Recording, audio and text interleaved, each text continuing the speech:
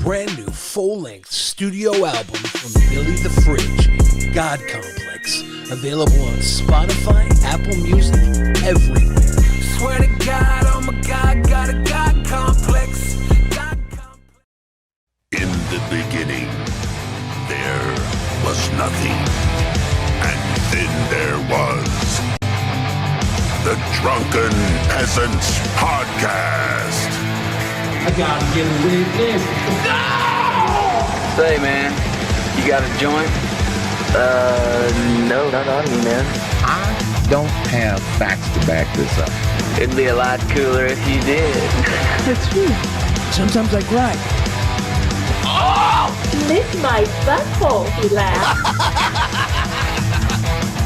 From the strangest corners of the internet, here to bring you opinions of the world from an altered perspective. Here are your hosts, the Drunken Peasants. Hello, everybody. Welcome to the Drunken Peasants Podcast. This is episode 1352. We're back again on another Saturday bonus show brought to all of you by yourselves, our generous audience. Thank you so much. And I do have to announce that we've already met the goal for this week. So anything that comes through tonight is for technically next week. That starts tomorrow. Yeah. So yeah, thank you guys for helping us hit the goal so quickly. We really appreciate it. If we hit this goal tonight, we're gonna have to give you a whole extra day of the week. Compound. Yeah. So I want to let everyone know that before we started this episode, we recorded a pre-show that all of you should check out. We talked about this rumor going around right now that Alex Jones might be raided by the feds tonight. And he was talking about it, freaking out, and we reacted to the clip. You can only catch that reaction on the pre-show. So you should check out the link in the description to check out the pre-show. There's a lot of other free audio content on there. Please go check it out. It supports the show and you get extra content. It's a win-win. Yeah. Big time W. Yeah. The FBI took the DMT. Yeah. So basically, the media is freaking out about the Trump stuff. The Republican, like conservative media, is freaking out, and MSNBC is gloating and and talking. I'll play it for you guys can hear it. There was some weird stuff going on over there, guys. Let's help these sweet boys reach the next goal. The next goal. Blaster. Wow. It's a really weird time now coming up. It's going to be very interesting to see who all shows up for the Republican National Conviction. The conviction already happened. This is the Republican National Conviction. All of them. Who else is going with him?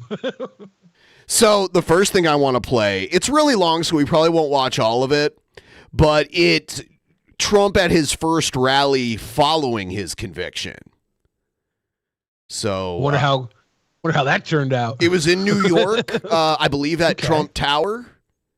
Ooh, with the taco salads there are really good. He comes in heavy. Here it is. Like he always arrives fashionably late in these videos.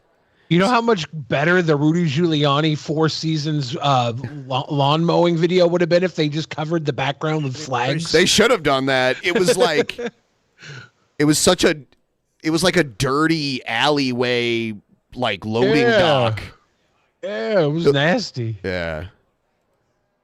Yeah. Oh shit. I guess I gotta I think he's there, but I got to skip ahead a little more before he pops. I hear some chattering. This is a case where if they can do this to me, they can do this to anyone. No, they already do it to anyone. They don't normally do it to people like you. That's what's going on. I hear him say this, and the people who support him saying this, no, they already do it to everyone. Like, if they can find a reason to charge you with a crime, they'll do it. Yeah, when the feds come and charge you, I think they have like right now they're currently around 1% failure when they bring charges towards somebody, and he just got 34 out of 34, right? Like, yeah, it's so crazy that Vince McMahon was one of those 1% failures. Because they charged him in that steroid trial and he was acquitted. And I think the benefit of that is how much of his reality is a lie. Like wrestling at that time, wrestling still is like there's so much fakeness going around in it. There's so much kayfabe, but in the early 90s, late 80s, people still had this strong belief in it. It was weird. He was showing up to court with a neck brace on. He was. Anyway, but I mean, they're buddies. Trump and McMahon go way, way, way back as business partners and friends, and that's why Trump hired Linda McMahon. I wonder what weird stuff those two got into together. Well, according to the allegations, Vince likes to share. Yeah. And I can only imagine Trump's appearance at WrestleMania 23 was accompanied by some very weird stuff. Well, imagine those early WrestleManias at Trump Plaza or Trump Taj Mahal, rather, in Atlantic City. They didn't have the strongest women roster at that time. Well, no, but there was probably a women roster of some kind. Well, if you notice, Vince, he wasn't the only person to be charged with a crime ever. These are truly historic crimes. The first crime of all time from 45. Go Trump. You're a groundbreaker again. Vince's accuser was an office worker. Well, someone he made an office worker. So he wasn't. I think he learned his lesson with that female referee. Like he shouldn't be messing around with the talent. Yeah, I think when they did the WrestleMania with Trump back in the day, I heard that Sensational Sherry bricked a gigantic doofer on a glass table while Trump sat underneath it. Oh, God. Stared up at the starfish. Bad as it puckered.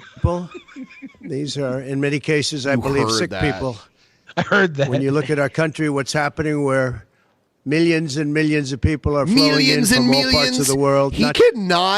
He cannot do a speech without saying millions and millions or billions and billions. He says it every speech I've ever heard him give.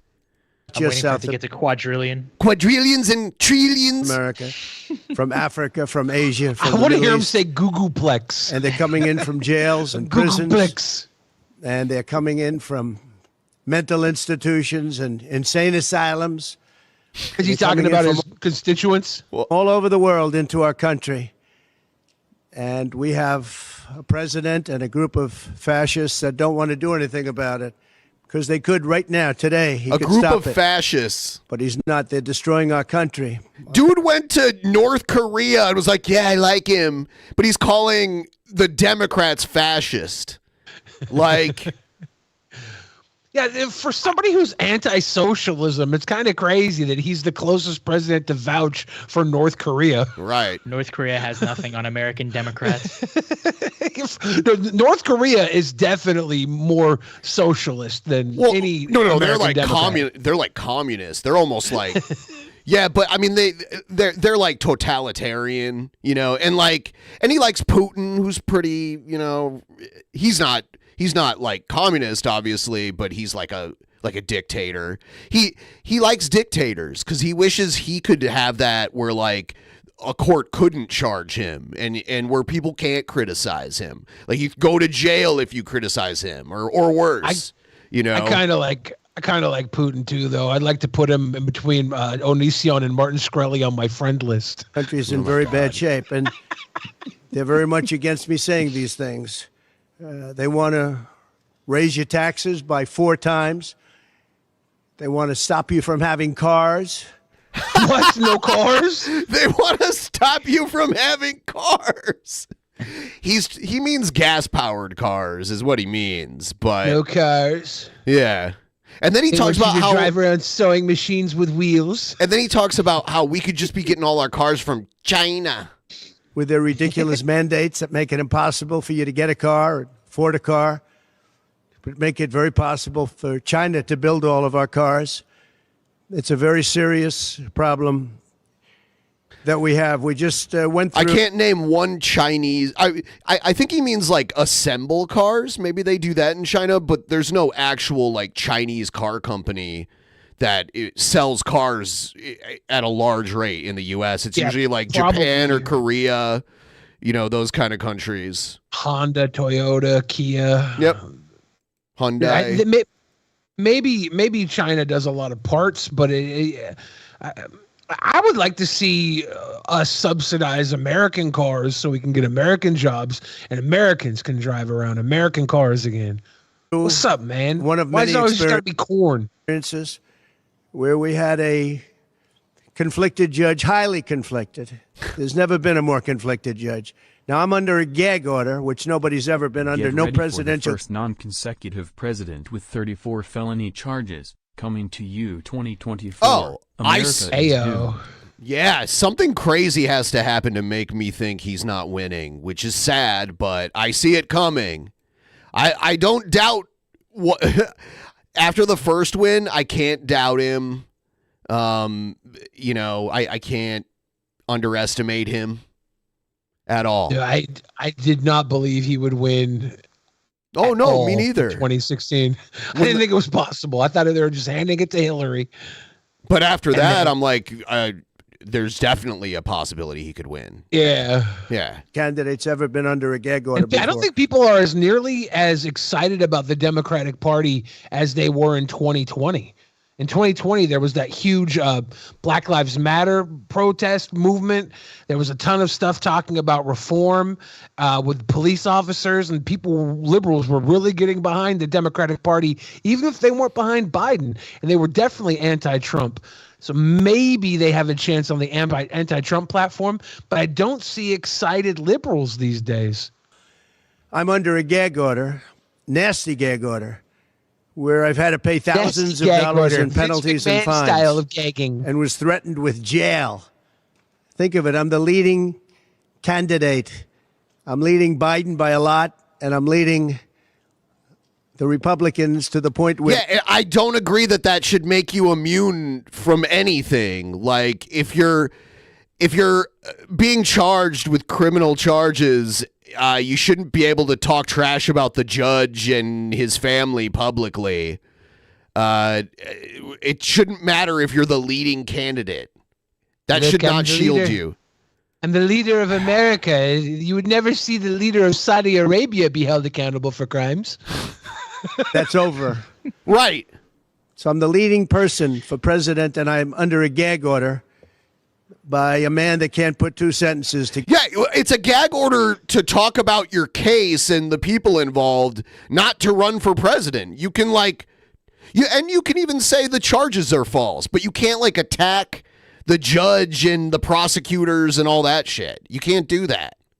Yeah, I'll say how crazy it is right now. He's just got convicted for 34 felonies, and we're still talking about him winning the presidency. Right. And you know what? If you or I got convicted of even one felony, we would go to jail pending the appeal. Because you get to appeal it no matter what. He's going to get to stay out. Well, the sentencing hasn't happened yet, but I think even if pending his appeal, he'll be able to stay out of jail. Like if his appeal I don't think he'll go to jail. I think maybe they'll make him do house arrest and they'll have to do Zoom debates or something. Is he the first president that won't be able to vote for himself? No, he can vote. It's been determined that he'll be able to vote. Okay. Because of the laws in his state. Together. And the laws in New York. Given by a court, and they are in total conjunction with the White House and the DOJ, just so you understand. This is all done by Biden and his people. Maybe his people more importantly. I don't know if Biden knows too much about it, because I don't know if he knows about anything. But he's nevertheless the president, so we have to use his name. And we have to use his name? He's the president, so we have to use his name. Done by... What else was he going to call him? Washington. And nobody's ever seen anything like it. So we have a judge who's highly conflicted. You know what the confliction is. Nobody wants to write about it, and I'm not allowed to talk about it. If I do, he said, I get put in jail. So we'll play that game a little bit longer. We won't talk about it, but you're allowed to talk about it. I By the way, everyone, please like the stream if you haven't already. Liking the stream is very helpful. hope you do, because there's never been anybody so conflicted as this. As far as the trial itself, it was very unfair. We weren't allowed to use our election expert under any I wonder who that was. circumstances. You saw what happened to some of the witnesses that were on our side. They were literally crucified by this man who looks like an angel, but he's really a devil. Wow, you think he looks like an angel? He looks so nice and soft. People say, oh, he seems like such a nice man. No, unless you saw him in action. And you saw that with a certain witness that went through hell. And when we wanted to do things, he wouldn't let us do those things. I'm very lost. He's lost me. I don't even know what he's talking about. The prosecutor attorney? I have no idea if he's talking about Biden or the district attorney or the judge or I don't know. But when the government wanted something, they got everything. They got everything they wanted. It was a rigged trial. We wanted a venue Everything's change rigged if he loses. where we could have a fair trial. We didn't get it. We wanted a judge change. We wanted a judge that wasn't conflicted. And obviously he didn't do that. Nobody's ever seen anything like it. We had a DA. Nobody has ever seen anything like this. Yes, not in America. No. DA. Crime is rampant in New York, violent crime. That's what he's really supposed to be looking at. Crime is rampant in New York. Yesterday in McDonald's, you had a man hitting him up the with... next presidential first should be him getting a teardrop tattoo, since he's a felon. Yeah, he's got a couple bodies on his record, right? Does he have to get them while he's a felony? I don't know. Yeah. He has to go to jail first, and they have to get it. They have to give it to him with like a toothbrush or something, like an electric toothbrush. The machetes, a machete. Whoever can imagine even a machete being wielded in a store, in a place where they're eating, and he's going rampant. And Bragg is down watching a trial on what they call crimes. they call, and he looked down like he didn't remember what the word was. On what they call it, crimes. This is how little of a criminal I actually am. I forgot the word. They're falsifying business records. That sounds so bad. To me, it sounds very bad. You know, it's only a misdemeanor, but to me, it sounds so bad. When they say falsifying business, that's a bad thing for me. I've never had that before. I'm falsifying. You know what falsifying business records is? In the first degree. They say falsifying business records. Sounds so good, right? It means that legal expense, I paid a lawyer, totally legal. I paid a lawyer a legal expense.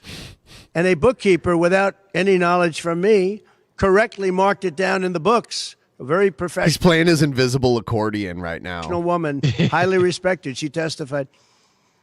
Marked it down in the books as a legal expense. So a legal expense, paid a lawyer. Yeah, the legal expense was that you paid a lawyer to pay a porn star to keep her mouth shut about having sex with you. Is a legal expense in the books. It's not sheetrock, construction, or any other thing. It's a legal expense. Think of that. This is what the falsification of business records were. And I said, what else are you going to call it? What else are you going to call it? Now, I would have testified. I wanted to testify. The theory is you never testify, because as soon as you testify, anybody, if it were George Washington, don't testify, because they'll get you on something that you said slightly wrong, and then they sue you for perjury. But I didn't care about that. I wanted to. But the judge allowed them to go into everything that I was ever involved in. Not this case. Everything that I was ever involved in, which is a first. He's talking about how Stormy Daniels described their sex in great detail. Is it good? I don't know. She didn't say it was good. She didn't say it was terrible, I don't think, but she did say his peenie looked like a mushroom, like the Toadstool character from the Nintendo. Hell yeah. In other words, you could go into every single thing that I ever did. Was he a bad boy here? Was he a bad boy there?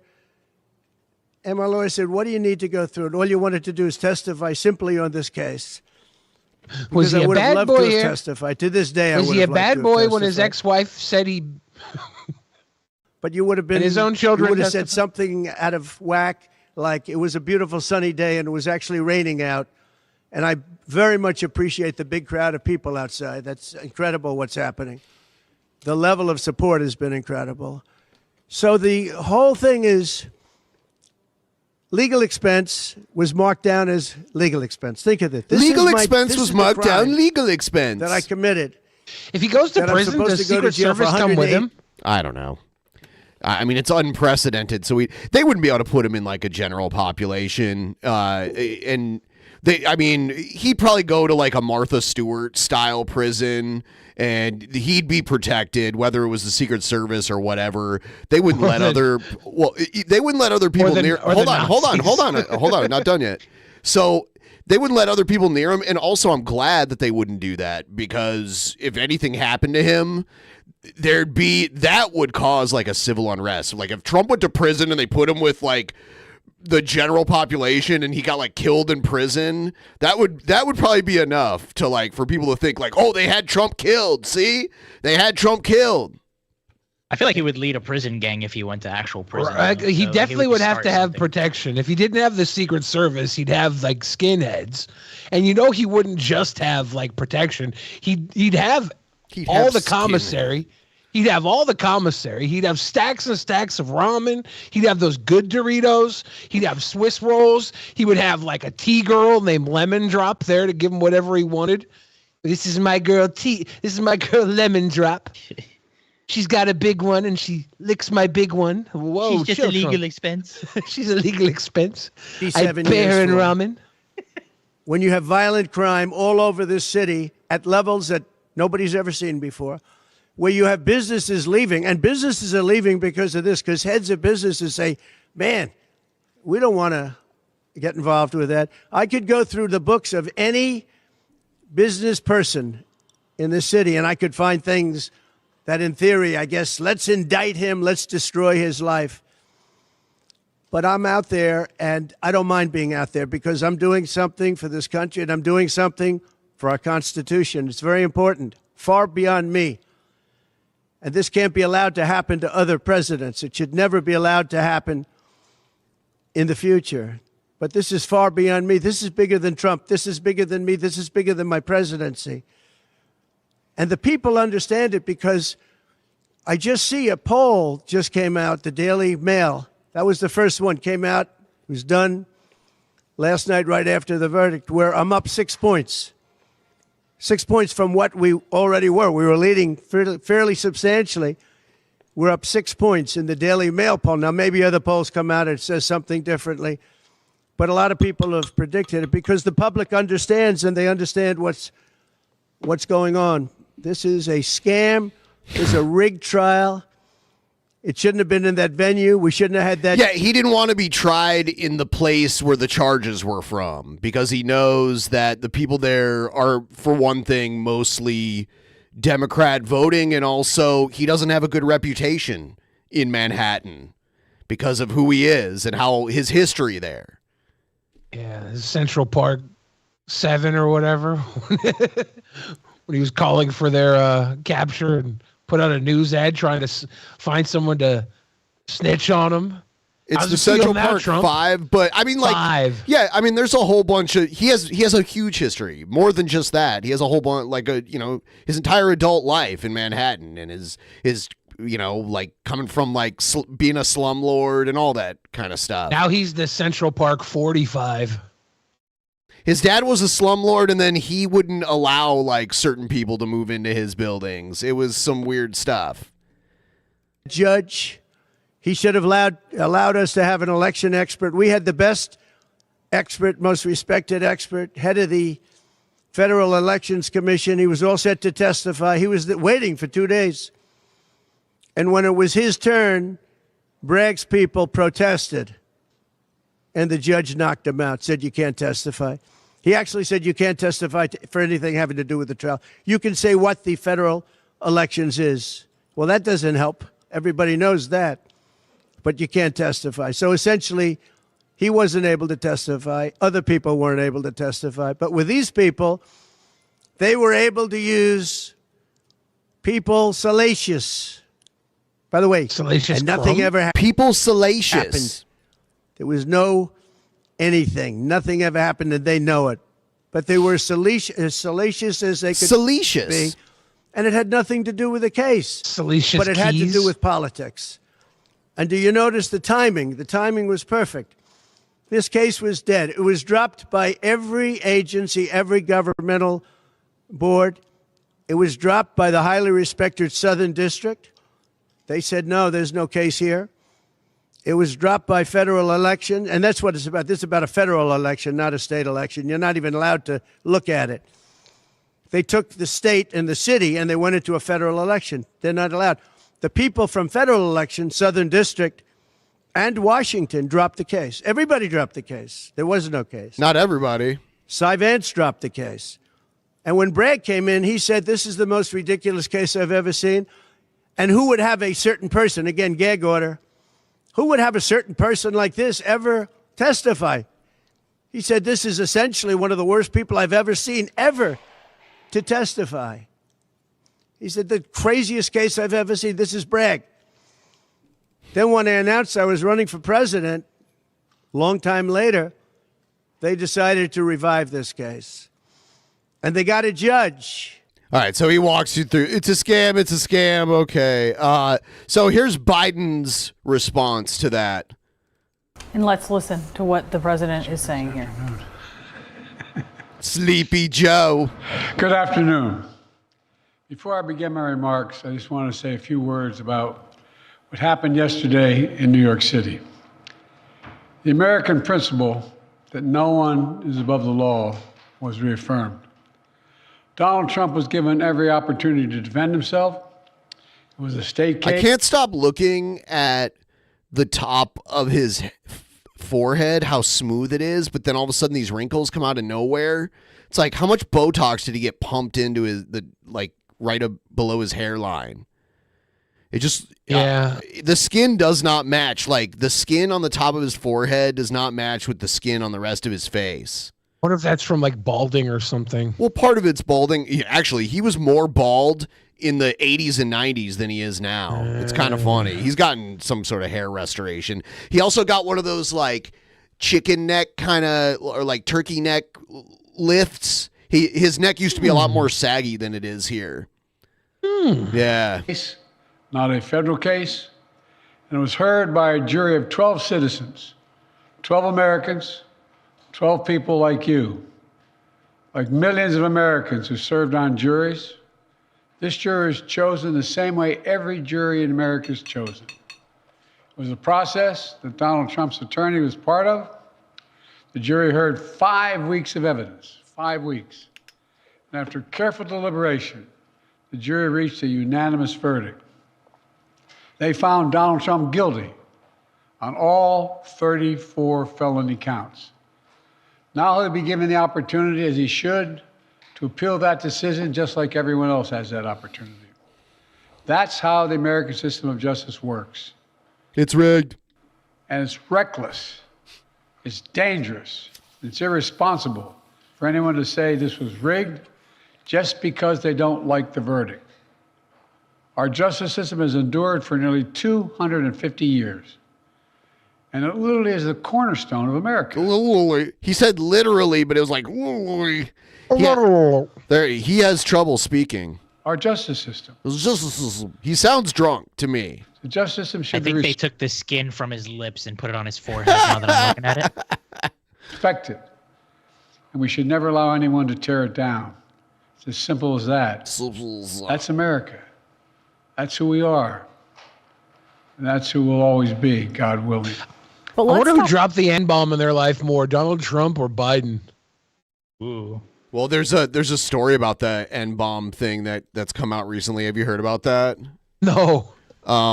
Just because you brought it up, I'll play this one. When it came to a discussion of who would be declared the winner of season 1, Pruitt says that Donald Trump was recorded using the N-word, a word that Trump himself once insisted is not even in his vocabulary. CNN has not verified the tape's existence, and I should note that Trump's campaign flatly denied these claims made by... Yeah, so maybe you should wait until you have the recording. Right? I mean, like, I'm no fan of Trump, but this seems like there's the headline down on the bottom. It's like being positioned as if it's confirmed. I mean, he probably did do it, but there's no evidence. I find it hard to believe Trump's never said the N-word before. Not for anything, but not being a dick tease, though, you know? Yeah. Like, don't even be, like, moral. Just don't be a fucking asshole dick tease. Omarosa when he said it? I think so. They were talking about who the winner of the... Yeah. Oh, I better hope. I hope that's not true. By them saying former apprentice producer and then the little... what are those? Quotation marks. Yeah, Trump caught on tape. So they're saying that he said it. So that's how they're getting away with the ticker tape usage. But yeah, well, they're saying a former producer of the show The Apprentice, and that's why they're doing that because it's the title of the show, so it's in quotes. Yeah. No, I meant the thing afterwards. The two dots afterwards. Okay. A colon. Yeah. That was it. Yeah. So by putting that colon there, the rest is being attributed to the former apprentice producer. Yes. So it's like that's how they get away with this without evidence.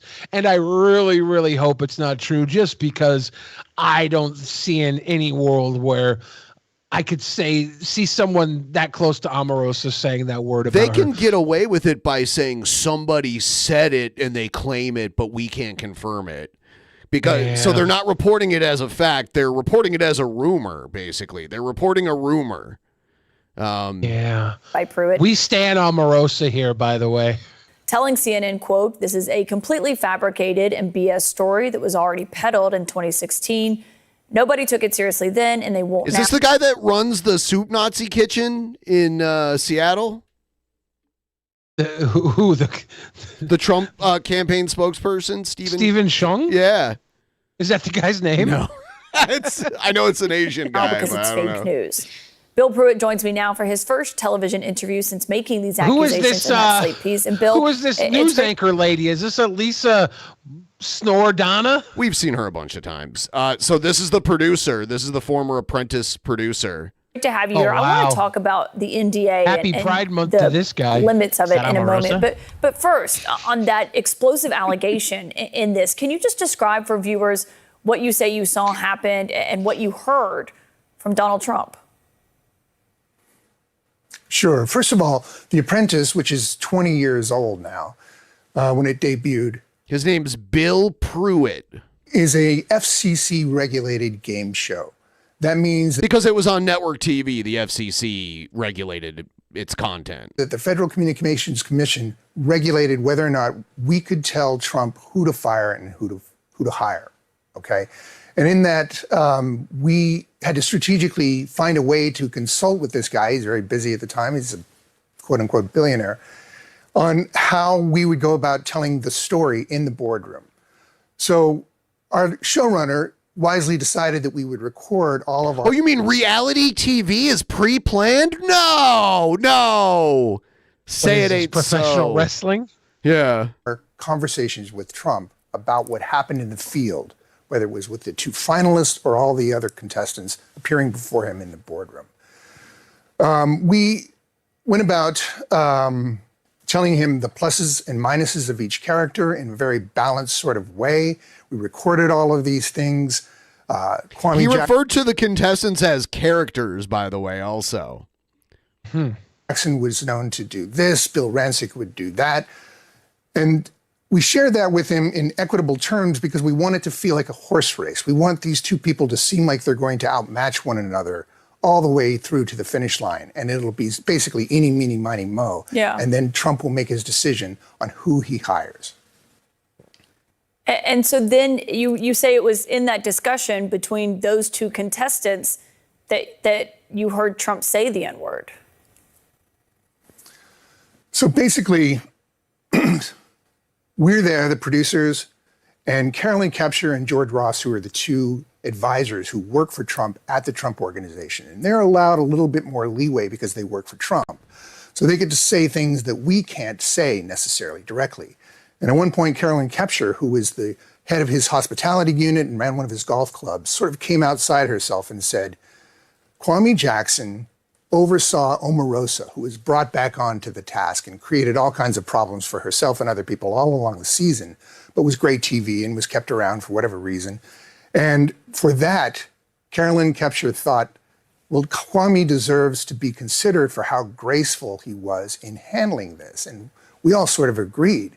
But it was tilting things in a direction that we didn't necessarily need it to go because we wanted to share an equitable story.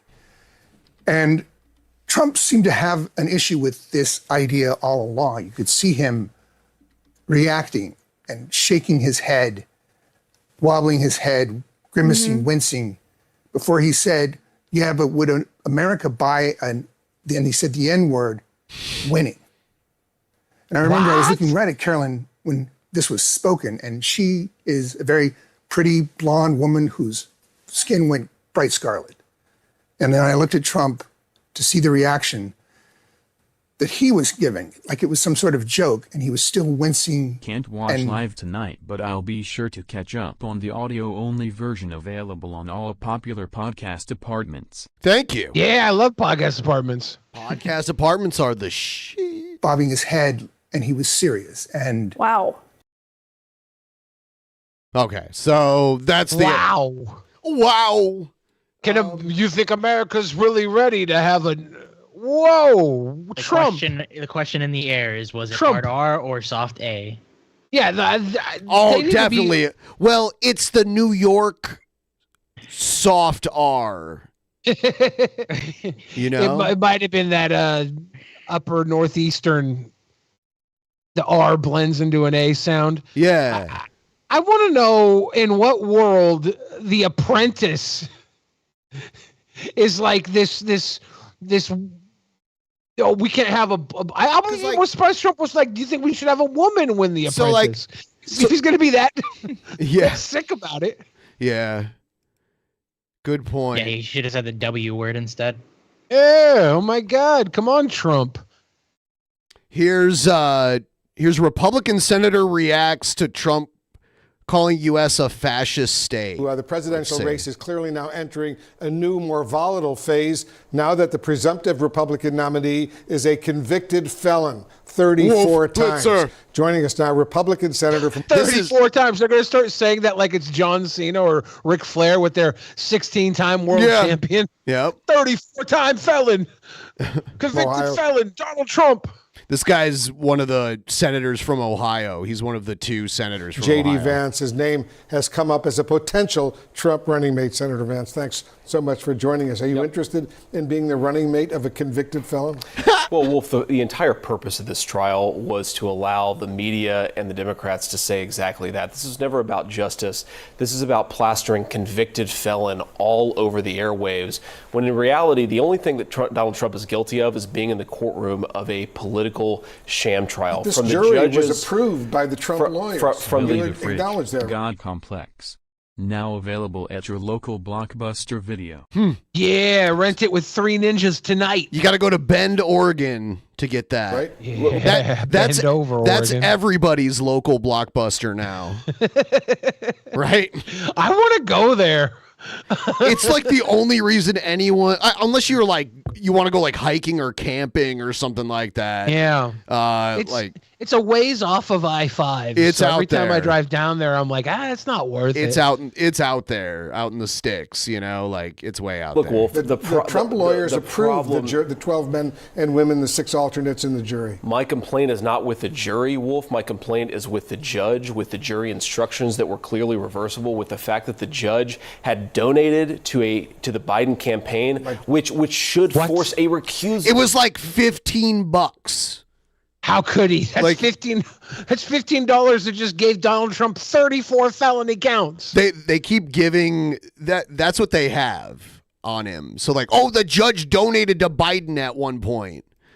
Under the New York rules for the judge, the fact that his daughter has gotten wealthy off of this. $15 in 2020 to the campaign. To stop Donald Trump, Wolf, to explicitly $15. That's the less than you would pay for one Chipotle meal with a drink. stop Donald Trump. Please let me answer the question. This judge committed multiple elements of reversible error, and he did it while his daughter has made a ton of money off of Democratic candidates, and while he himself donated. I like how the jury convicted Trump, but now the judge gets to check the Discord for priority content. New Cheyenne Jasmine impersonation vid just dropped, featuring Daddy Clean. Okay. So, yeah, but Trump just got convicted by a jury, but now the sentencing is going to happen, and that's part of what the judge does, and they're, like, bashing the judge. Wouldn't you want to wait? Like, bash the judge after he sentences you. Right? What if the judge is actually really nice to Trump about all this? The judge is, well, not nice because Trump went after his daughter and him personally, and you know, like all the magatards coming after him because of this. That's why after most high-profile trials, at least a few jurors normally will like do interviews and stuff. You haven't heard anything from any of them. You know what I mean? They're like, nope. Yeah. It's because Trump is the mob president. He's a cult of personality.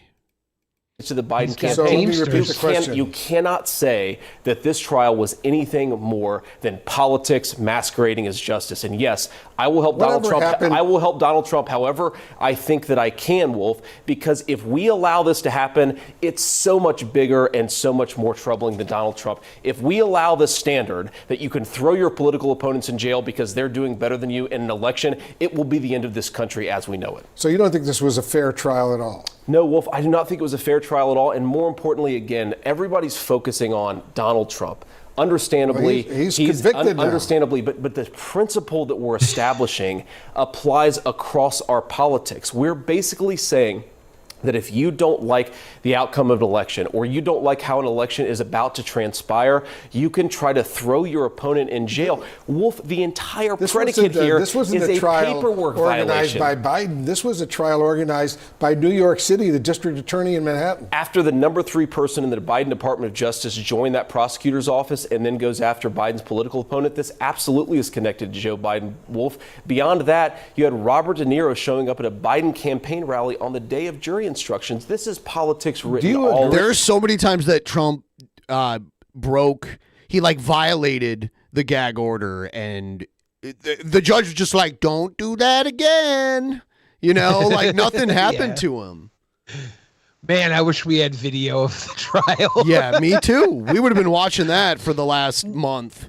When there was that madman that drove his car into the parade, and we had the video of him when he was being an idiot. I feel like we got jewels like that. But he represented himself, you know, so that was a big part of that. He was a complete idiot that was trying to be his own lawyer. And he was like, they had to keep kicking him out and making him go sit in a room by himself. And he was like taking his clothes off and like stacking up boxes of like evidence papers and stuff and hiding behind it. It was so weird. I heard Trump's got boxes of papers in Mar-a-Lago. Not anymore. Trump, with what he just said, because this jumped out at me, I thought it was obnoxious, when he said, we're living in a fascist state. Is the United States a fascist state? Wolf, I served in Iraq in the United you're not going to answer it. Okay. States Marine Corps. I have multiple family members. Were you who served outraged our when he country. said that, when Trump said that? I am outraged at this entire proceeding, but are you Wolf, not at that Donald Trump's criticism of it. Trump is calling the United States of America, the greatest country in the world, a fascist state. Are you okay with that? After the president of the United States. I hate we're the greatest country in the world. I hate that. Are you uses okay the power of the courts and his power as president with him that we live in a fascist throw state? His opponents in jail? I think this is disgraceful. I don't care what you call Trump it, Wolf. Is disgraceful? Is that what you're saying? I think this proceeding, this legal proceeding, is disgraceful. But what Wolf, about Trump calling our country a fascist state? They're trying to throw him in prison. Man, this guy, he's like, not want to answer. He's like, they're trying to throw him in prison. I mean, are they? I mean, they could if they want to at this point. So if he doesn't end up going to prison, are you going to shut up? Because they have the conviction. They can decide to throw him in prison. They could. Yeah.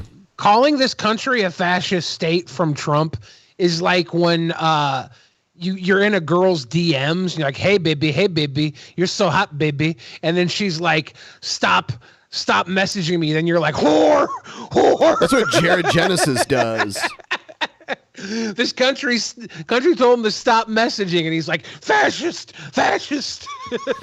Or a paperwork violation, Wolf, by his peers. After the judge gave those jury biased instructions, after that judge donated to Donald Trump's political opponent, of course he's going to be frustrated, and he has every right to be. I don't care what you call this, but this is not the America that I know and love. Why aren't we talking about inflation, Wolf? Why aren't we talking about Biden's wide open southern border? We're talking about this entire trial was cooked up to distract from Joe Biden's failures. With all due respect, we're talking about this because this is the first president or former president in American history. They act as if Trump completely closed down the border, and he didn't. I don't understand this. Like, there was still stuff going on with people crossing the border. Very little has changed. To be convicted of felonies. So let's talk about precedents. He's convicted of a literal paperwork violation. He's that is the convicted 34 felonies. All of them paperwork violations. Rule a single paperwork violation, and they drew 34 felonies out. That should really bother you, whether you're a Democrat or Republican. Now let's talk about precedents. 6 years ago, Hillary Clinton I'll tell you what. Trump was letting Canadian pro wrestlers come down to Seattle and wrestle illegally, but under Joe Biden, he put a stop to that. He put a stop to that. Whoa. We won't talk about that. I mean, they talked about it. Whoa. They talked about it. They got in trouble. They had to go. They were denied. They're like, oh no, under Joe Biden's administration, we don't let Canadian cat boys come here and wrestle. They should. We know that was the kind of nonsense you'd get away with during the Trump administration. But not in Joe Biden's America. I'm voting for Trump just so my cat boys can come back into the United States. Paid $113,000 that was misclassified as a legal expense. That's the exact same thing that Donald Trump is accused of. Hillary Clinton got a slap on the wrist and a fine from the FEC. Donald Trump has had 34 felony indictments. It's so obvious that this is about politics, Wolf. And I understand the questions here, but if we allow this to continue, we are going We don't allow Canadian cat boys to come here and take the jobs of American catboy pro wrestlers, all right? We don't allow that here in Joe Biden's America. We're tough on the northern border. I'm turning full Republican so my cat boys can have free run of the United States. Banana Republic where we... So Teddy's saying, why is CNN giving this guy airtime? He's a fucking U.S. senator. He's one of 100 people that gets to vote in the Senate. I mean, that's a pretty powerful vote. I don't fucking get it. Yeah. We try to throw people in jail instead of winning an argument in our politics. Let me read That's to not you. what I want. I don't think it's what you want. And he's the opposition. Like Wolf Blitzer is using him as a talking head to debunk the entire thing. Yeah. Maryland governor and currently Republican Senator candidate Larry Hogan said going into all of this.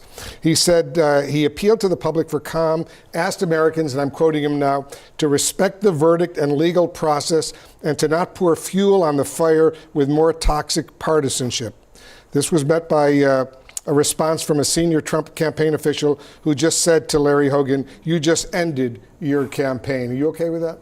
I'm okay with the fact that we need to criticize and call this ridiculous legal proceeding out. Larry Hogan's trying to win a Senate race in a blue seat. Obviously, I disagree with Larry Hogan. The problem is not criticizing the sham prosecution. The problem is the sham prosecution itself, and we need leadership to call it out. It sounds to me like you're totally in supporting Trump right now. And everything that he's done, all of he wants to be that Veep. That's what he wants. That is what it sounds like. Oh yeah, because that's what he's doing. He won't cede any ground. Yeah. So like for Wolf to say it like it sounds like, no, Wolf, you're smarter than that. You tell everybody you're not giving up any ground. You support Trump 100%. What's the point? What's the point of this? What are your plans now? What happens when Trump and the establishment go over on you, brother? Then the accusations that have been leveled against them. Wolf, I am absolutely supporting Trump because I think he will make the American people's lives better. It's kind of weird because Ohio is split. They have one Democrat senator and one Republican senator. Sounds like Ohio. It's kind of weird. Ohio is so middle of the the vote all the time? It's been a more red state the last few times, but it used to be like one of the bigger swing states, but it has gone more red. But again, this is so much bigger to me than Donald Trump. I woke up heartbroken for our country because the precedent set is that if you don't like somebody's politics, you should use the American system of law and order to try and destroy them. That's 250 years of legal tradition. The Biden folks are tearing it up to win an election, Wolf. That is what really bothers me. Whatever happened to the Republican Party being the party of law and order? We are the party of law and order, but you can't have law and order if you have this former president judges. has been convicted 34 times. Law and order violating law. Yeah, the other Ohio senator, his name is Sherrod Brown, and Rush Limbaugh thought he was black because of his name. But I am also racist because I thought he was too. No, yeah. His name is Sherrod Brown, and this is what he looks like right here. Was there someone with a similar name that like won an election in New York? I swear I heard that name and I was thinking of another election. Nope. Law and order is not having a I mean, Brown is a fairly common name, so maybe someone with the last name Brown. Maybe Bad News Brown. Judge. Maybe that's why you thought he was black. Who donates to the political opposition to Donald Trump. Charlie Brown, also black. That's the opposite of law and order. $15 donation. A $15 donation combined with, he said that he wanted to fight Donald Trump. His daughter has made almost $100 million fundraising for Democrats, Wolf. Every single thing about this points to the fact that this was a political sham prosecution. Now, it's not just the judge's financial interests, his commitment to Democrats, multiple reversible errors. Why didn't they change the venue? Why didn't the judge give accurate jury instructions? Why didn't they charge him with something more than a paperwork violation? The entire argument of this case is that Donald Trump should go to prison because an employee of his filled out paperwork the wrong way. Wolf, this is disgraceful. Do you believe that his employees, with his knowledge, were trying to cover up an affair with Stormy Daniels in order, this is just a few weeks before the election? I believe that Donald Trump did nothing wrong, but if you take Alvin Bragg's argument, if you take every single thing in that indictment at face value, what it suggests is Donald Trump committed a paperwork violation. Is that 34 felony counts? Not in the country that I want to live in, not in the United States of America that I know and love. You don't want to live in the United States? Not my country. He's like, you want to move then? Do you want to move then? Don't want to live in a New York sham prosecution. I would not live in New York State right now. Absolutely, I wouldn't, Wolf, because what New York has showed and what, frankly, the Biden administration has showed is that if you don't do exactly what they want you to do in politics, they will try to use our system, bipartisan system of law and order, to throw you in prison. It's so disgraceful, and I think every American, whatever their party, should be worried about this. How worried are... Yeah, when I was a kid, the Ohio senator was John Glenn, the astronaut, and that was a way cool. Yeah. That was a way more cool senator to have, because we're like, oh, that guy, he was an astronaut. Are you that there could be violence emerging from all of this by Trump supporters? Oh, not at all. Donald Trump supporters are not violent people. You live in a country of 330 million people. Of course, some people are going to do some bad things. But if we want to get back at the New York sham prosecution, my message to every Trump supporter is go to donaldjtrump.com, volunteer, support him, and vote in November. The only language that these people speak is power. We've got to win the presidency, Wolf, and save this country. Weren't Trump supporters involved in the January 6th violence at the U.S. Capitol? Well, a few people were violent, certainly, but I don't think the majority of Donald Trump's supporters are violent because you had a few people get violent on January 6th. So your message to Trump supporters in that was almost a concession. Well, how many people do you consider a few? What does he mean, a few? Like, I mean, a few violent ones?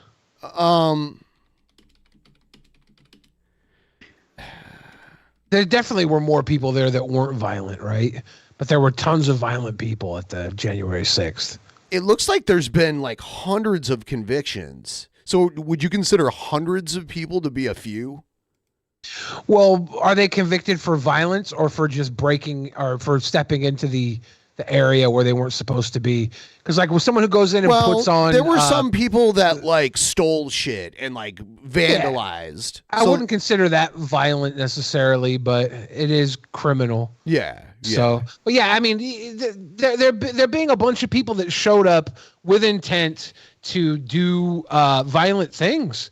There were people who were planning to hang Pence. Well, there were people that were in a coordinated effort to gather a mob to storm the Capitol. That's been proven. The aftermath of these convictions is what? My message is, don't get angry, don't get depressed, get even. Get involved, and let's win this election, because that's the only way to actually fix this country and to save it for the American people. And you want to be his running mate?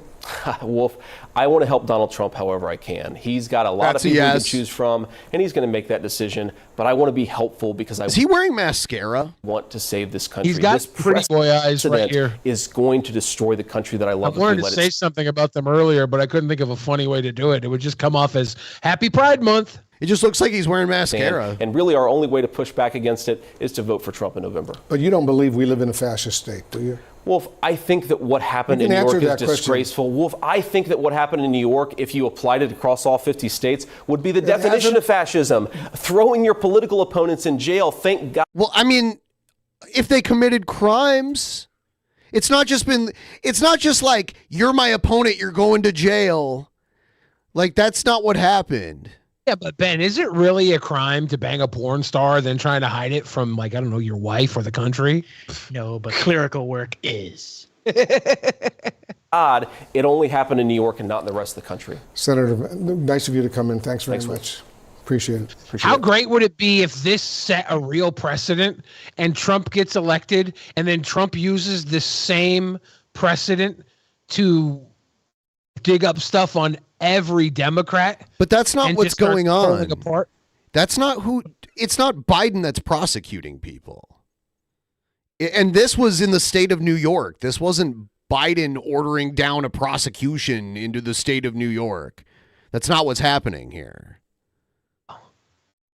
That's good. I still worry what Trump will do when he gets the ball back in his court. He can't make judges prosecute people. That's done separately from that branch of the government on purpose for those reasons. He couldn't even make most of the people he hired into his own cabinet stick around for longer than a month or two. George, you know it says something when one of the oldest members of your cabinet was Linda McMahon, who was known to put up with bullshit for a very long time.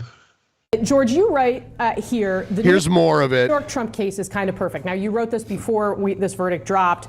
You said his other criminal cases involve lies about the 2016 election, about the military secrets he stole. But the alleged lies in the People v. Trump strike at the core of his moral putrescence, and Trump knows it. What do you make of the verdict that we saw here today? And also David Frum's comments, considering the way this sits in our nation's consciousness and the way it stacks up against some of the other things that Donald Trump is accused of doing. Yeah, well, I actually agreed with everything that David said. And in terms of this verdict, the only thing that really I was surprised by the fact that so many people were surprised. I was in that courtroom for a number of the days. I read the transcript. I followed along very closely, and this case was never, ever close. It wasn't. There was really no defense. The only defense was that Michael Cohen lied on some other occasions, but on the things that he All right, guess which guy on the screen is a Republican?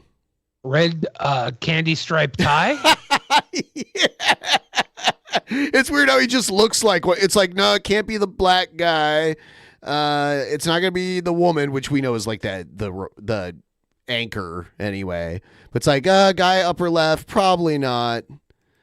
Testified too about Donald Trump and Stormy Daniels and Karen McDougal and the catch and kill scheme with the National Enquirer. All that was corroborated many, many times over by documents. So I'm just surprised at how many people were kind of unwilling to accept this case. That said, I think that this case really does capture Donald Trump in a way. It's where he started. He's been a criminal his entire life, and he cannot help himself. I mean, if you go out there and you see his son and him all claiming that they are the victims of some mastermind scheme by President Biden. I mean, it's just is just silly and ridiculous, and Marco Rubio should be ashamed. I mean, if you don't want to be found guilty of falsifying business records and as a felony, don't sleep with the porn star. Don't lie about it. Don't pay her off. Don't cover up the payoff. Don't cover off the payoff in the middle of a presidential putting campaign. up a long list of don'ts. Where you're making an illegal contribution and don't. Because one of the other charges was like using the money to pay off the Inquirer to not print the story. That was one of the things that he did. Don't roast the guy up for taxes who used as the front man. If you don't want to be held liable for rape like Donald Trump has, don't grab the woman's genitalia. If you don't want to be held liable for defaming the woman that you raped, don't keep lying about what you did and calling her a nut job. If you don't want to be indicted for overthrowing the Constitution, don't start a self-coup. If you don't want to be indicted for classified stealing... Don't bang a porn star, don't start a self-coup. This guy doesn't want Trump to have any fun. No. Classified documents and obstructing justice. Don't take the classified documents. When the government asks for it back, give them back. I love that he hit him in the bathroom too. He's talking to him like he's a little kid, like a kid getting scolded right here. What if him talking to Trump like Trump's a little kid is the one time any criticism gets through to Trump because he's talking to him like he's a little kid? Now Trump's sitting home like, oh, this hurts so bad. Sorry, mister. I won't do it again. The FBI serves you with a search warrant. Don't hide the documents. And don't. By the way, please like the stream. All of you, 100% of you, like the stream. Thank you. And don't can you believe this don't tirade is still going on? Well, this is so many don'ts. The other guy is going to react. The Republican guy is going to react in a second. Lawyers lie about it. This isn't that hard. Donald Trump is not the victim here. Donald Trump does all of these things to himself. And I agree with David. I mean, once upon a time, the Republican Party was the party not just of anti-hippies, but of personal responsibility and of law and order. What party? Where is that? I mean, Trump was saying law and order. We got to prosecute these people for corruption, those people for corruption. We're going to drain the swamp. And now it's now it's fascism if that happens. Now it's law and order SVU. Here, no one's willing to hold, in the Republican Party is willing to hold Donald Trump to account for his crimes. Crimes that aren't really even in dispute. And no one is willing to call him out. Instead, he's going to get the nomination. That's just insane, and it just shows the degree of moral rot we have on the conservative side of politics today. Scott Jennings, I think this is for you. Where is that party? Scott Jennings. Well, I disagree with a number of things George said, of course. I mean, he's talking about these obvious crimes that were committed. I mean, he's talking about the obvious crimes that were supposedly committed, but that's the core of what a lot of decidedly non-MAGA Republicans are mad about, is that there is no Big Daddy Trump go and win and make this country his bottom bitch. Oh, yeah. Hold my belt loop, America. We'll definitely be watching. We'll definitely be streaming on election night watching this unfold. It's crazy how soon it'll be. You know, it's coming up. Underlying crime. I looked at the statement from Maine Senator Susan Collins, who I think encapsulated it perfectly. She said this was a partisan prosecutor who promised to get Trump, and that's what he did. Not promise to go after the law, but he promised to go after Donald Trump. And so the issue is here, what is the crime? He's never been indicted for or convicted of the campaign finance theory at the core of this case. And so Republicans are wondering today, you know, what do you have to do to build a defense against something you've never been convicted of in the first place? I'll tell you, the mood in the party, if you're sort of looking for a generalized attitude, reminds me a little bit about the Kavanaugh period. You go back to the Brett Kavanaugh hearings, 2018. I remember that period being the MAGA people were mad, the non-MAGA, the anti-Trump. That wasn't a criminal trial, though. That was like a hearing for him to get into the Supreme Court. Yeah. And he got in. Right? He got in. You know, it was some, hearsay, he said, she said stuff from like 40 years ago or whatever. But nothing. I mean, he still got in. I don't understand. No, this is not like that. Trump actually went to a criminal trial, and there was evidence, and he didn't have any evidence to the contrary at all. Like every wing of the party was vibratingly angry about what was being done to Kavanaugh. I feel and sense that the same thing is happening today, which is why I think you're probably going to see this backfire politically on the Democrats, and they're going to regret it. I mean, George, I will say, I have heard from some people who really don't want to see Trump get elected in the Republican Party who are concerned that this particular case is just going to drive additional enthusiasm for the former president. I'm interested in you to respond to that. And you got your face in your hands. What do you got to say to Scott? I have to say, Scott's lying, and that's the problem with the Republican Party. It is continually addicted to lies. Wait a minute. What am I lying You're about? Lying. You're lying, Scott. You're lying about the law. You're lying about what the jury was charged to find. They don't have to find an underlying crime. They had to find the intent to cover up an underlying crime. And the underlying crime was pretty obvious. What was the crime? You ran for public office, Scott. You ran for public office, Scott. You know you can't take money from somebody and reimburse them if it's a campaign expense. I've never run for damn public well. office. And okay, fine. Well, you're close enough. You're involved in politics to know that. Okay, so that's the problem with the Republican Party, is that they are suffused with lies. I don't know why this network is paying Scott to say those lies. Whoa, okay. Let's not go there, George, please. Burn the network. Burn everyone down. Scott is our colleague, and we're going to treat him respectfully as such. Continue. Well, he shouldn't lie. Here's my question: Is CNN paying you to lie here on their network? That was kind of brutal, wasn't it? And then it got her to step in and defend the guy. So that kind of was a bad move on his part, I think. Accusing him of running for office when he hasn't? Is he slipping up? If it is an obvious crime, okay, good. Why did the Department of Justice and the Federal Election Commission take a pass on it? Well, they should have prosecuted it. It should have been prosecuted on January 21, 2021. Let's let David jump in. This is the thing about Donald Trump. Donald Trump has been let off. He should have been indicted for it.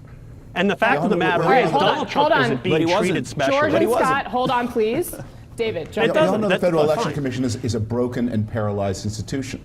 It requires a majority. It's got equal numbers of Republicans and Democrats. It requires a majority to act, and it's not acted on anything for a decade because it is broken. And one of the reasons that things are ending up in the criminal justice system is because the internal political system has been sabotaged by the people who then complain that the criminal justice system is the wrong remedy. You know, I want to pick up something else Scott said. This has become an important Republican talking point that Alvin Bragg vowed to punish Donald Trump. That doesn't seem to be true. People are looking at the record to say, where is this promise that you're talking about? And I wonder, maybe they've mistaken Alvin Bragg for Letitia James, the New York State Attorney General, who did make that promise. But I don't know. This guy lost me. I don't care. I just want to see those two guys go at it. That was funny. Here's some. It came to a oh no, we already watched this one. This one. In this viral post, you can. This is so dumb because Tim Pool. I don't believe Tim Pool understands how Google Trends works, because this is the. I'll let you play this and why I think he's wrong. I'm not an expert on Google Trends, but my understanding of how Google Trends works is different. See, Google Trends. I am an expert on one of these things, so I'll pay good attention. Comparison. The first term, of course, donate to Trump. The second term, boobs. And as we can see, that after Donald Trump was found guilty, search for donate to Trump peaked at 100% search volume, while boobs remained at a steady 45. That is to say, by convicting Donald Trump, they made him more popular than boobs. Donald Trump is saving us from degeneracy. I'm just going to point that out there. This is real. So if you look up the current Google Trends, you can see that boobs enjoys consistently high search volume. Well, yeah, and this is it's hard to compare the overall trend. It's not even close. I kind of want to see where horny time is because boobs really does consistently spike up. This is like very, very consistent boob spikes. I'm kind of proud of America right now. You really have horny time. But I love this. It ebbs and flows, and just kept going. Yeah. Boobs search. Is it 11 p.m.? He's not a more trending than boobs. Well, he's not look look at this graph right here. You could see the trend here in downtime when people aren't in horny time. Everybody searched for Trump to donate to Trump. And then what happened? Horny time came again, and he dropped tremendously. Look at the exact opposite of horny time when it peaks after he got a little peak during downtime. Yeah, and we can look at this trend as the people that are jerking it are the people who are not searching Trump stuff. Yeah. This is dramatically around 8 to 9 p.m. You do not say. Look, You guys are all gross. 4 a.m., boobs see maximum search volume. And so we can see that when May 30th happened. What time are people looking at boobs? 4 a.m. 4 a.m. 4 a.m. Wow. 4 a.m. is 3 And Trump 3 didn't a.m. even peak as far as boobs peaked the night before. Boobs was still higher. This is not the flex you think it is, Tim Pool. Here, I think it's 3 and 4 a.m. And now boobs did reclaim its title as champion, but the fact that donate to Trump surpassed boobs is just absolutely hilarious. The way you the boobs. I'm dying. No, but this is like It didn't surpass boobs at its peak, by the way.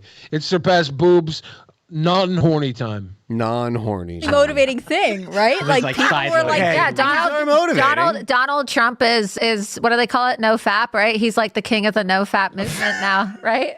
To be fair, I'm sure after they were done I want Donald to Trump, they just went right back to boobs. Yeah. I'm sure I could put in any other term and you'll find things that get more search volume than boobs or whatever, but donate to Trump. Yeah. Basically what we're seeing with this, and the reason we compare, it's a humorous way to point out that search volume for donate to Trump could not have been higher. It's like that meme with the guy laying over in bed and the girl looking at his back saying, oh, I bet he's thinking about, boobs. Yeah. No, I bet he's thinking about boobs. No, I'm thinking about how they just rigged this trial and they're going to throw Trump in jail. Now, what word do you think is consistently higher than boobs in Google search trends? I don't think there is one. They're easy. It's easy. It's a very easy one. Boobies. Butts. No. Very, very easy word that Vagine? surpasses boobs tremendously. Trump? Nope. Of course you think it's The internet. Come on. Laura Loomer thinks it's Trump. I don't want to It's say. the internet. Cats. Cat? Oh, cats. Oh. All right. And Okay, yeah. Cool story, Tim. They're not even trying to hide how political this is. I want to thank this phenomenal prosecution team embodying the finest traditions of. Oh, you know what? You know what we should watch instead? The Piers Morgan had a bunch of people on his show arguing about this, and there's some ridiculous stuff. And I'm kind of surprised that Piers Morgan's on Trump's side. I don't know why, but maybe I don't. Was he on The Apprentice? I don't think so, but maybe. I didn't watch The Apprentice. I just remember him being like anti-gun. So I was like, oh, maybe he's kind of a lefty, but then I also know like a lot of people don't like him in the UK too. So I'm not sure. I don't know. But yeah. He has a bunch of people, including Cenk Uygur, to argue on his show. Here it is. I think Piers Morgan was on Apprentice. Oh, was he? That might be why. It says Piers Morgan was the winner, I think. Of like 2008 celebrity? Apprentice. Yeah. Yeah, 2008 Apprentice. As a convicted felon. Those are the words you're going to hear over and over again between now and November's election. He's the first Well, also, Piers Morgan agrees with having a monarchy. He's all like really into worshiping his monarch and stuff like that. Seriously. So he's comfortable with those kind of people, former president in American with dictators and kings and queens and that kind of shit. to be criminally convicted. He may soon be the first sitting president in American history with a criminal conviction, in no small part because of what happened last night. Trump's enemies were, of course, quick to dance on his legal grave. He needs to get the girl from Baby Reindeer to come on and talk about Donald Trump. Miracle is too strong a word, but a day for celebration. Your defense was weak. All right, I'm going to skip this and get to the arguing. He basically talks about how he thinks it's like fucked up that we're setting this standard in politics. Is that the sad and shameful, the New York guy, the cross-dresser guy that I don't know. I can't remember his damn name. Ridiculous on day the panel for America. Well, that's my view. Joining me to discuss this is Young Turks founder Cenk Uygur, commentator Vincent Ashana, former Republican Congressman George Santos, and It is. Yeah. What a panel! Oh my God, I am all in it for this one. Yeah. Host of the news agency USA. The guy in the middle is crazy. I didn't know who he was, but he's insane. And then the woman on the right is from the UK. Podcast. The gloriously veteran journalist, Emily Maitlis. Well, welcome to all of you. Emily, I can see you nodding furiously throughout my monologue there. So off you go. Look, my view, as I said there, is I think of all the 4 cases that he was facing, this was by far the weakest. I think it was a massive stretch to try and turn it into a felony. And I think because of that, because Bragg is clearly such a partisan guy, that is playing right into Trump's hands to play the martyr, and it will galvanize his base. We saw last night that the funding websites were literally breaking down because people were donating so much money. Could this not have the complete opposite effect that at the moment gleeful Democrats hope, which is that it might propel him back to the White House? Yeah, there's a lot to unpack there, I think. Starting with the end, of course it could propel him back to the White House. And of course, his fundraising is likely to have gone up through the roof, skyrocketed since the verdict came out.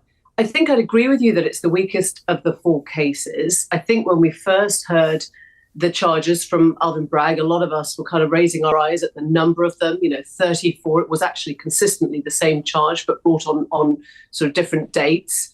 And I think that still remains. It is the weakest of the 4 charges, but it is still the one that was before the courts. And it is still the one that was before the jury. And essentially, you're giving us the New York Post monologue, Piers, which I think is that if you decide that the whole thing is rigged, which Trump has been doing way, way before these cases even came to court, way, way before the 2020 election was fought, he's used the word rigged against him the whole time, then clearly you're just going to propel that narrative to a place where you're feeling happy with it. I think that what happened in the court yesterday was that a jury who had been selected independently, gone through the ringer pretty much to assert their nuances and their leanings and all the rest of it, unanimously came to the conclusion that with the evidence put before them, including documentary evidence. I'm going to skip her. Yeah. I was like, God damn, she's boring. I'm trying to listen to what she's saying, and while I'm listening to what she's saying, I feel like I'm, zoning out. Yeah, me too. It's an audio book to put me to sleep or something. It is weird. I remember Bill Clinton having sex with an intern in the Oval Office while he was president. I remember him paying off another woman, I think $800,000 over harassment allegations she made against him. What I don't remember is Bill Clinton, despite all that, ever appearing in a courtroom and being criminally prosecuted. And I think this is the problem that Democrats are now going to face, which is the apparent, obvious double standard. It's not to defend anything that Trump has done. It's simply to say, why is he the one who's been singled out for this treatment, given that Bill Clinton and others on the Democrat side were never treated this way? Yeah, Piers, I'm bilingual. I speak both populist and establishment. So in this case, I think that both sides have a point, but often misstated. So first of all, does the establishment target people that challenge its power? Yes, it does. So it'll go against populist left and populist right. It'll try to do cancel culture.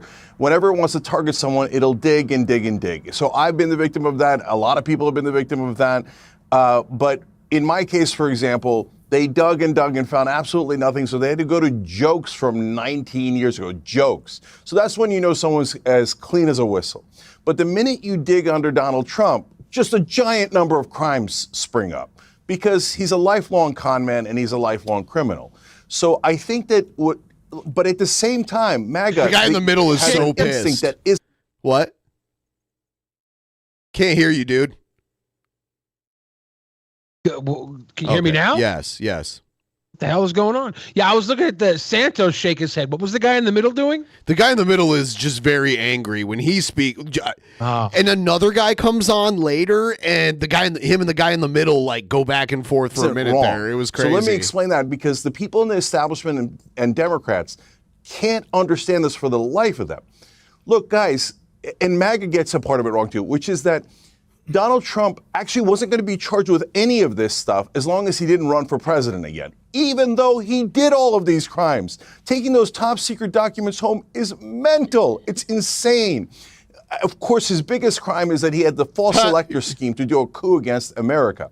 And in this particular case, did he do this crime? Indisputably so. That's why it was so easy for the jury. And you mentioned that Michael Cohen is a convicted felon. Yeah, he was convicted for this same exact crime. They're co-conspirators. This is a serious case. Falsifying business records. Alvin Bragg, has anybody else been prosecuted? You're not answering my question, which is why is it one rule applied to Trump, but a very different set of rules applying to Bill Clinton, who committed what I would argue were far worse offenses, frankly, than what Trump did in the Stormy Daniels case. No, Piers, what you're misunderstanding is that there's two different sets of rules for the powerful and the powerless. So the powerless will be will be tried on all these crimes. The powerful are never tried on any of these crimes. What MAGA and you are complaining about is, oh my God, Donald Trump is being treated like a normal person instead of one of the elites. If you're one of the elites, you're allowed to do campaign violence violations. You're allowed to break all these laws. You're not listening. That's not what I'm putting to you. I'm putting to you. That's exactly what you're saying. No, I'm asking you why Bill Clinton was never put through a criminal court mincer, given what he did, many would argue, was worse. He got put through an impeachment trial. Yeah, he got put through an impeachment, and it was for lying during his deposition when he said he didn't do anything with Monica Lewinsky. That's what that was all about. Yeah. What is he thinking Clinton should have been charged with? I don't know. Even close to worse. That's absurd. Really? Look, Piers, yes, having sex with an intern in the Oval Office and then lying about. That's not illegal. She was of age. She was non-related, alive, consenting human. Alive. It to the American people, paying off Paula Jones hundreds of thousands of dollars to settle a harassment case. You don't think that's okay? Yeah, that's not the same thing either. Yeah, she sued him for sexual harassment, and he settled with her instead of going to court. That's not the same thing. He wasn't like, keep your mouth shut. She was already making the accusation publicly. That's not hush money. At least illegal. As bad, that's if not even worse. Close to illegal. Trump had a one-night stand with a porn star 18 years ago. Who cares? He wasn't running for president then. Of course. He was a business guy. Piers, you're not... Okay, listen. Back when Clinton was being impeached, etc., I was a Republican. But as always, I was unbiased. And I said, we started on a real estate deal. It turns out he didn't do anything wrong in the real estate deal. Now we're going into his personal life. And then you dig and say, oh, well, you denied the affair when you actually had the affair. Oh, what was he going to do? Admit it? And I was like, guys, this is a fishing expedition. But what I'm trying to explain to you, Piers, is that if you go on a fishing expedition on Trump. Well, he should have admitted it when he was being deposed, and he's under oath. And that's what caused a lot of the problems. It's kind of interesting. Cenk Uygur was a Republican. Yeah, when, he was. Trump was a Democrat. Yeah, that's true. Which I think they did. They weren't going to because he was one of the elites. They were going to. Merrick Garland protected him for 2.5 years. The whole time I'm screaming, will you try him already? He tried a coup, you idiot. Right, look. And he let him stay there for 2.5 years. The guy in the middle but keeps when you go on a rolling his fishing expedition with Donald Trump, you come back with a lot of fish. You come back with whales. Yeah, but trust me, he looks like Nick Rekieta getting a beach under the table. Let's stop breaking the law. Okay, but when you go on one with Bill Clinton, you catch a lot of fish too. Let's bring in George Santos. No, you didn't. Oh, God. No, you didn't. Yes, you did. You didn't. Yes, you you said did. that he paid off Paula Jones. That's not a crime. That's not even close to a crime. Okay, clearly not if you're a Democrat. That's just settling a case. Okay, so when Trump settles... He is really picking and choosing. Yeah. It's not a crime to pay off. Trump didn't commit a crime by paying off Stormy Daniels. How he paid her off. Yes, that's the crime. Like they're both like morally corrupt people for sure, but Clinton did it like in the legal way through the legal system. He was smart about it. Trump's going to prison right now, or Trump's 34 felonies deep right now because he's stupid about what he does. He doesn't pay off the people he gets to do dirt for him. They turn their back on him later because he same thing McMahon was doing. He wasn't paying off the people that he had dirt with. He owed them dirt money, and he stopped paying, and now he's eating trash for not paying people off and not doing the due diligence to cover your tracks when you're slimy. If you're a slimy person and you leave slug trails, you got to wipe away those slug trails or they lead right back to the sluggy, slimy stuff you do. Case it's a crime. When Bill Clinton does, it's not. But that's not. Wait a minute. Even though in Bill Clinton's case, even though in Bill Clinton's case, hang on. Even though in Bill Clinton's case, it was he falsified business records, right? It was in Bill Clinton's case, it was for sexual harassment. In Trump's case, it was simply a payoff to keep a porn star quiet. Again, I say that and the fact that he put it in his accounting as a legal fee when that's not what it is. It's like basically paying off. It's almost like paying a hooker. In a way. He shouldn't have used campaign money for it. He'd be fine right now, right? Yeah, I believe so. Yeah. Allegation that Paula Jones made was more serious. No, listen, you're wrong on the facts. Settlement is not a crime. Even sexual harassment is not a crime. You could say it's terrible, it's not a crime.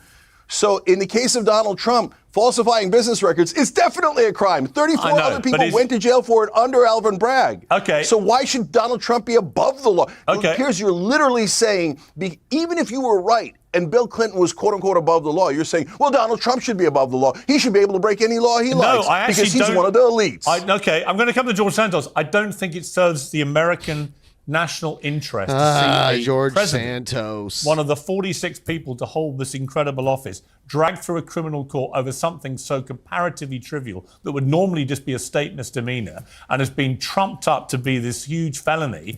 And it's a deliberate attempt to stop Trump winning the election. I mean, it plays right well, you into... agree that his other crimes are monstrous, Let me bring in George. How about a coup? Is that a bad enough crime? A coup? He's facing other charges, which, in my view, are more serious. George Santos, your response to all this? Well, look, Pierce, it's very clear. This is nothing more than a misdemeanor type of. How the fuck did this guy get elected? I don't even like looking at him. That's crazy. He looks the worst looking thing ever. He looks like he had like facial electrolysis because there's like his face is so smooth, like he could not grow facial hair if he tried. He looks like an AI generated image, dude. It's ridiculous. Yeah, he was spending money on crazy stuff. Yeah. He's something. All the like verifiable lies that he told. I don't know. Case. They had to trump it up, no pun intended, in order to even bring the case to You think he planned to do that? Yeah. They had to trump it up, no pun intended. Relevancy. I've heard, and we've heard from pundits on both the left and the right for the last 2 months that this was the weakest, the most full of flaws. The fact he's like one of those gay beauty YouTubers that puts on makeup while they talk about things. Yeah. Except a politician. I feel like the guy in the middle is starting to see red. That the judge explode. He looks very angry. Set forward was so convoluted, we still don't know what crimes President Trump is found guilty of. And he's convicted. So there's 34 of them. The reality of the... Actually, you can look up what the crimes are. I don't know. I would imagine after being convicted of 34 felonies, there's some record of what they are. Yes, there's a record. If you don't know what they are, you're not looking. There is a record. Cases, No, we don't. Not per se. It's going to fall apart in appeals, and we all know that. But here's the reality: America today doesn't have the moral ground to talk about Venezuela, to talk about Russia and Putin. You think he got lip injections too? Probably. Yeah. He's probably just fancy. Because we're doing the same thing. I think he might actually be a member of the Aduru tribe. If you've heard of them. Aduru, y'all. Yeah. Yeah, because I've seen other members of the Aduru tribe that have had work like this done. You know what I mean? Yeah. Here's the indictments against Trump. So these are all the and the one that just concluded is the New York Supreme Court falsifying business records.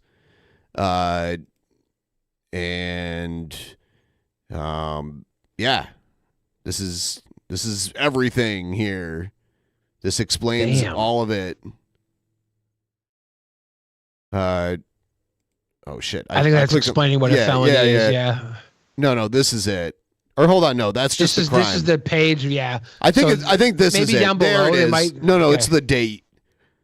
Yeah, you click on the date. So blah blah blah. I looked this up.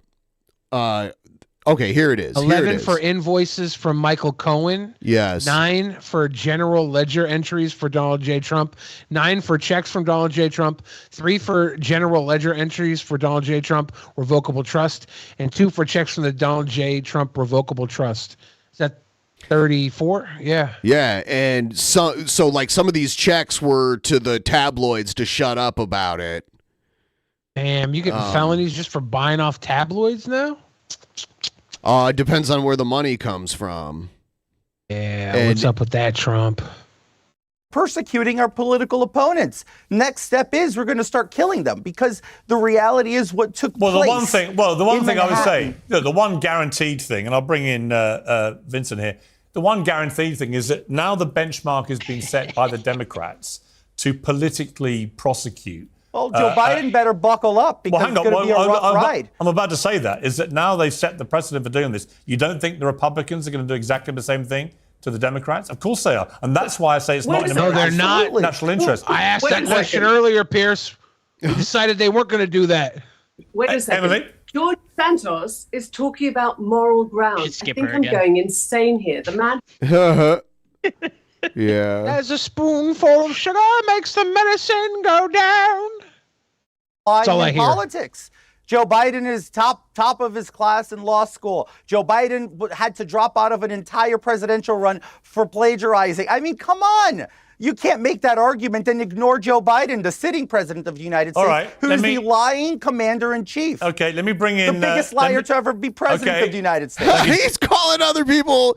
Actually, she goes after Santos. He was responding to her because she's like, oh, you're like one of the biggest liars ever. To debate President Trump. I'm just now, saying if you want to talk about moral ground, and if you want to give your opinion, I didn't come on the panel to hear your opinion. No, I'm just saying this is how it starts. I think, George, you're probably like the son or the heir to Trump. Trump goes forward. He shows people what he can do. He gets away with it. Then the next thing you know, the legislators are coming in. They make up CVs. They lie to death. They just sit it out. They then turn it into a movie. You are a creation of Donald Trump. It seems to me really obvious that this is what happened. I would argue that Joe Biden is the creation of lying in politics. Joe Biden is top of his class in law school. Is this guy in the middle, like on drugs or something? I don't know. He is so antsy. Biggest liar to ever be president of the United States. Thank you, George. Just bring in Vincent. You've been waiting patiently. Here he is. Oh, here we go. Vincent. Vinny. He's a mafia hitman, right? Fucking killed somebody. It's our cousin Vinny. Yeah.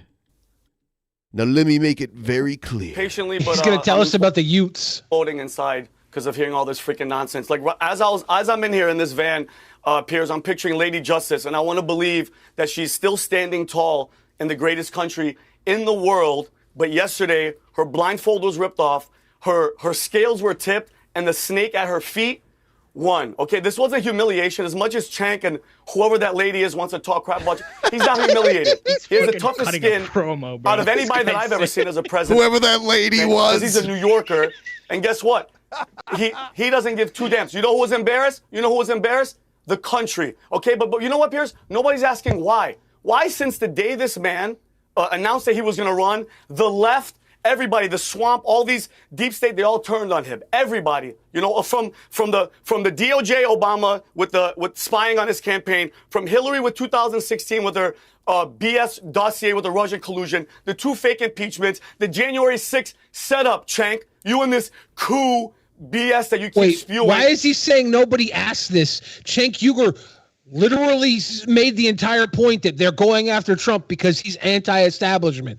The establishment goes after people who check them. That's what Cenk said in the very beginning of all of this. And this guy's saying nobody asked the question, then asked the question that Cenk literally was his answer to begin with.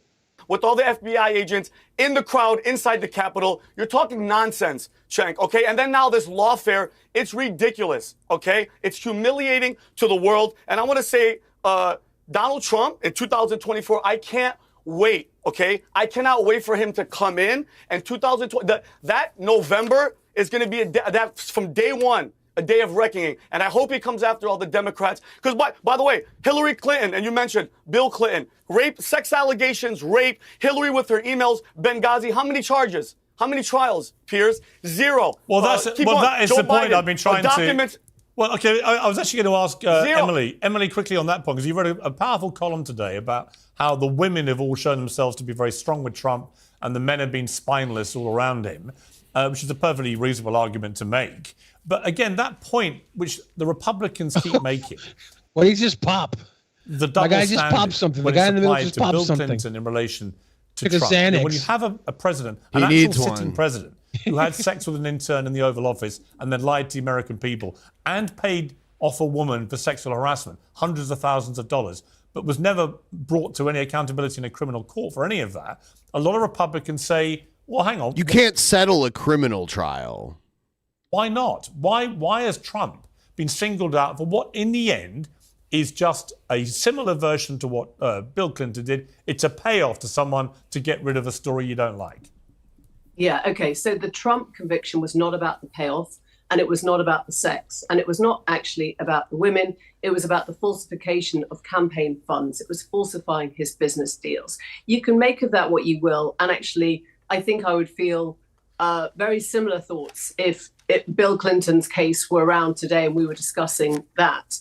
But I think that you're wrong to say that this is a Republican talking point, because the Republican talking points have really been set in stone for the last, 4 years. We were hearing from Donald Trump. It's really sad to hear people 4 years Look at on this guy. still with the same narrative. I'm sorry, Emily. He's Mandela. You don't get to say he did not say that in August. Visa. He did. He went on. Emily, what was Emily, left where do you of live? that Emily, where do you live? Before he went Emily, to I'm just curious. Where do you live right now? You're clearly not paying Emily, attention. I'm very curious. Emily, I'm very curious. Where do you live right now? Where do you live? Send me your address. Are you coming for me? What's your address? Let me know. I'm going to bust in there. I'm high off coke. I'm going to blow your face up with my big fat Italian beanie. I live in the UK. No, I'm asking you. No, hey, I'm asking you where you live. Because if you live in the United States of America, this past 4 years has been a complete shit show. Okay? Trump can do, grab him by the vagina, whatever the hell. I would much rather have the mean guy with the mean tweets and kicking ass economy, closed border, than what's happening right now. The border was not closed under Trump. I don't care about this stupid porn star for 20 years ago. It's about America. And people like you and people like Cenk And if you had a kicking ass economy, how can it fall apart that quickly? Because you guys hate Donald Trump. You hate him because he loves America. Get over it, okay? We have 2 case studies. Dude, Donald Trump. I did not realize why I hated Donald Trump until just now. Because he loves America.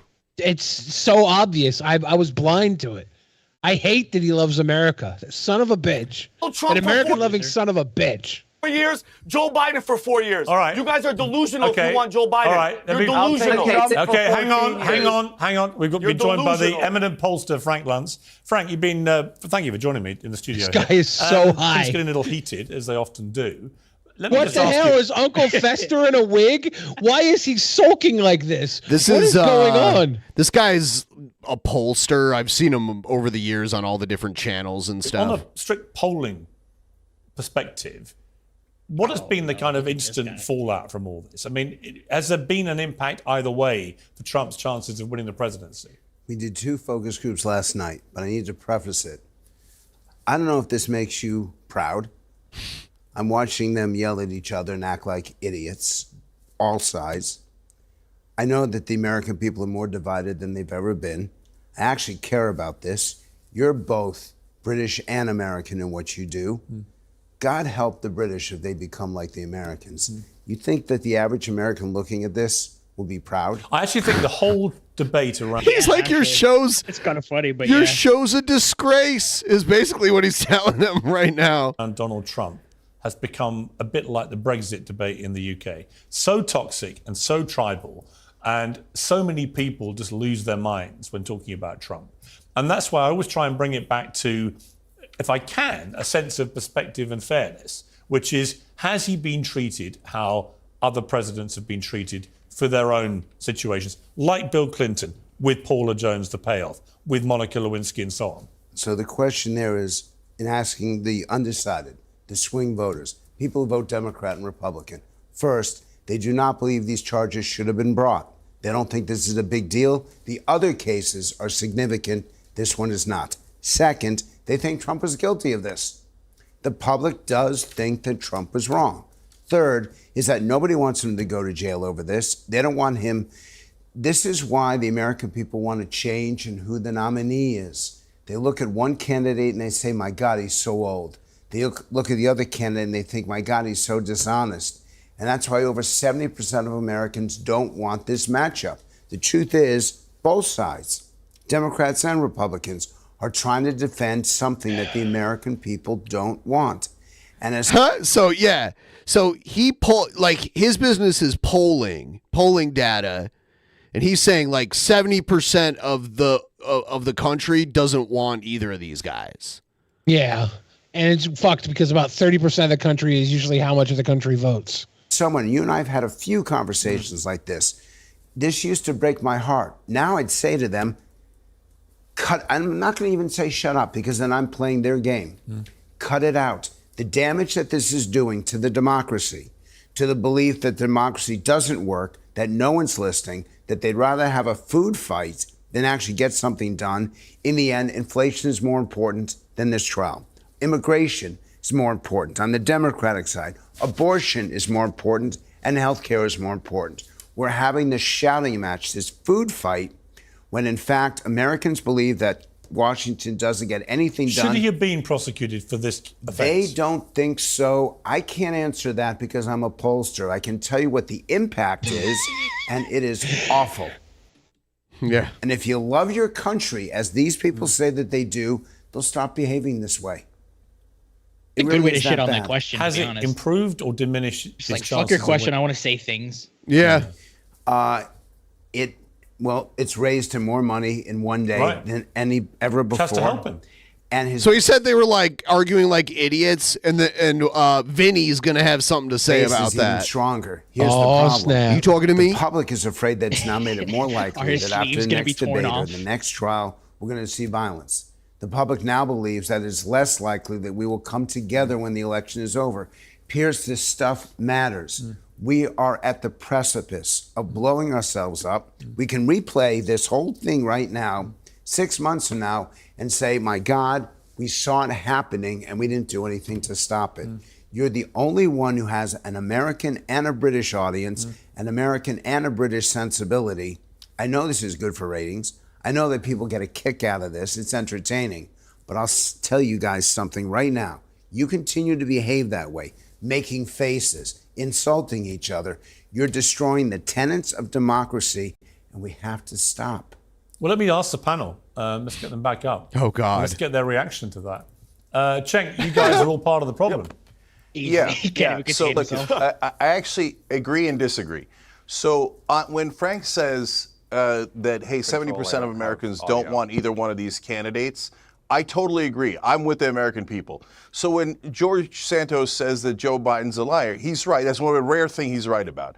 Joe Biden's a huge liar. He lied about getting arrested with Nelson Mandela, fighting apartheid. That is a giant, giant lie, let alone the fact that almost all of our politicians are liars. The reality is they take campaign contributions, and then they do exactly what their donors tell them, corporate Democrats and corporate Republicans. So that's why I'm a populist. I agree with the American people. But on the other hand, here's where Frank is wrong. So, brother, what do you want me to do? These guys come on and they say absurd things like, "Oh, it's okay to invade the Capitol. It's Trump has thick skin." He has the thinnest skin I've ever seen. He's a little child. Trump breaks law after law. He used to hire undocumented immigrants. He's cheated and lied throughout his entire life. So what do you want me to do? Not fight back and just go, "Oh, you're right. Everybody is bad. So Trump should be allowed to break all the laws"? Okay, your point is a good one because George is just going to sit and talk over you. And I know that you can't get heard. But the better approach to this. I like how this guy's just like very reasonable about everything and matter of fact. Yeah, He's so weird. Everybody else is like arguing. And he's like, well, now your point is a good one because George Santos is talking over you because he has nothing better to say or do. It's true. This guy is the narrator of politics. Yep. Yeah, he literally is. I run the polls. Yep. Silence. Now, Piers will be upset because that doesn't get ratings. But everyone knows what George's background is. It's a fair comment to say that he was literally tossed out of Congress. But why do you respond in kind? Just because he's going to yell over you. And the gentleman with the tie, I saw you making those faces and waving your hands and all that. Would you exactly? Would you want your kids to behave that way? Would you feel good if hold that's? on a second. But first of all, I don't know who this pollster is, but I'm going to say something right now. Well, he's one of the best pollsters in the world. For you to call me an idiot. He loves his polls. They always work. But for somebody that doesn't know me to call me an idiot, this is coming from a guy that dyed his hair and it doesn't even match his beard. So let's not start insulting each other. I'm a United States Air Force veteran. You literally just proved his point. I'm just going to make a point. Well, because you want to call me an idiot. I respect don't all talk over each other. You're ugly. It's such a shit show. Hold on, Pierce. I'm gonna add more homonyms. You hold on. You don't know me. You called me an idiot. So now, just like with Trump, you guys can talk all the shit you want to Trump, but Trump can't fight back because that's what you want. You want silence. We're not going to be silenced anymore. I'm a United States Air Force veteran. How about this? How about you and Santos, the pro-Trump motherfuckers? If you're not going to be silent anymore, how about when you speak up, you say something of value? Because so far you've just talked over people and then threw ad hominem attacks. Yep. If you want to be the party we listen to, say something. Now, I know it doesn't matter to you guys because everybody who follows you is cult of personality who just wants to follow Donald Trump for his celebrity superstardom. They don't give a care about what he says or does. Trump literally spelled it out nearly 10 years ago when he said, I could shoot somebody in public and the people would defend me.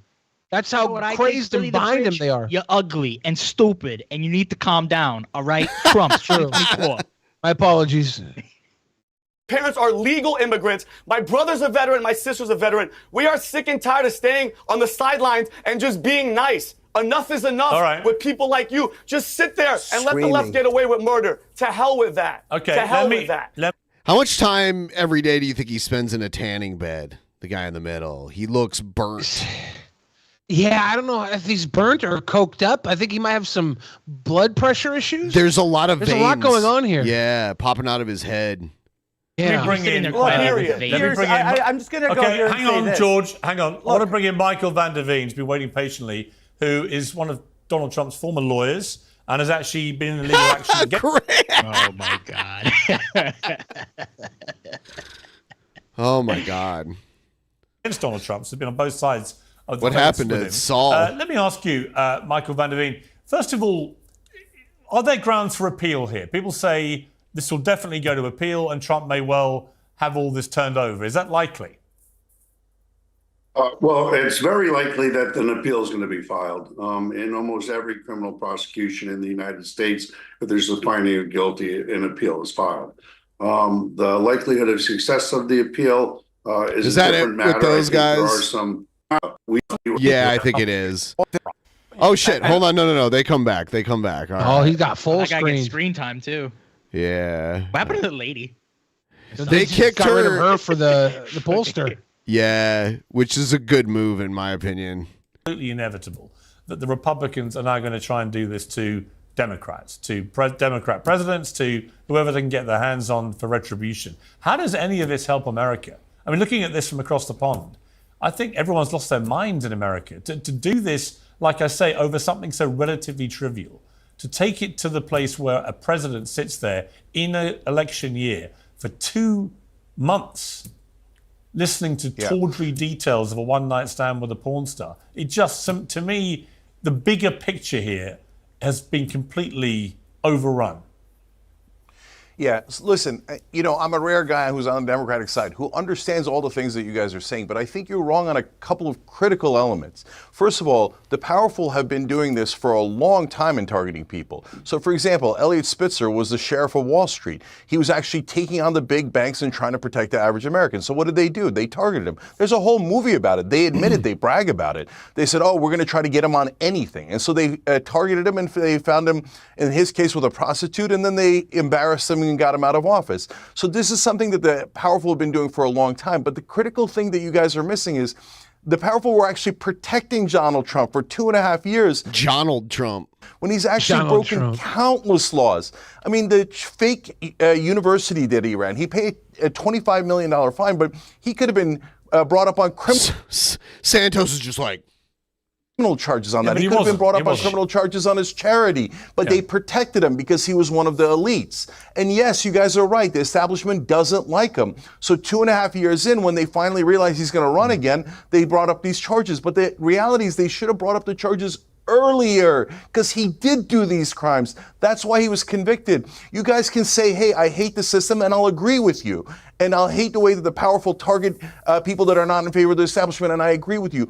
But don't defend a guy who's an obvious con man and an obvious criminal. Why don't you pick someone who's anywhere near clean so that you could have the moral high ground? But they didn't do that. Okay. Look, MAGA is not wrong about how corrupt this system is. They're taking millions of dollars from donors and doing exactly what the donors want. But you're wrong in that you picked a guy who's still running a 3-card Monty scam on you. It's so obvious. As a person who's a fellow populist, I'm trying to stop you from 3-card Monty scam. Yeah. You're dumb. You pick the guy who's running a 3-card Monty scam on you. That's fucked. Losing your money, losing your mind on the wrong guy. Yes, but the focus is not about criminality.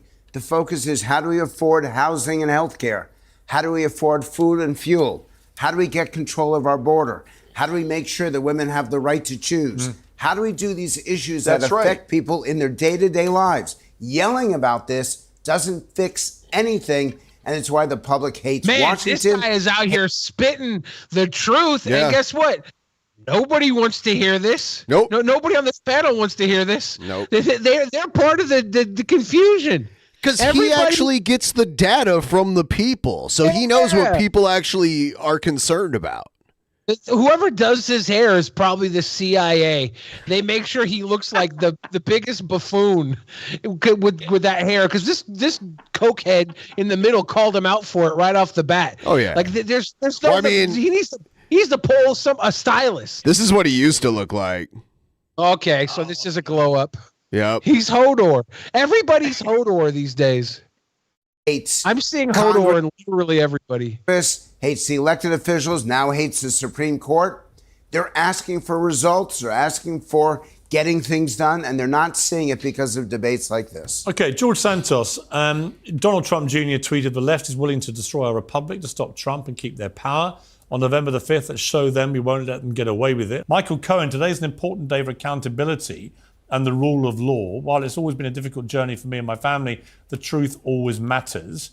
And Anthony Scaramucci, think about the moral cowards in the Republican Party. We know the GOP elected leaders hate Trump, yet they will kowtow to a convicted felon under the ruse there's something wrong with our system. So, there's a lot of views on all sides here.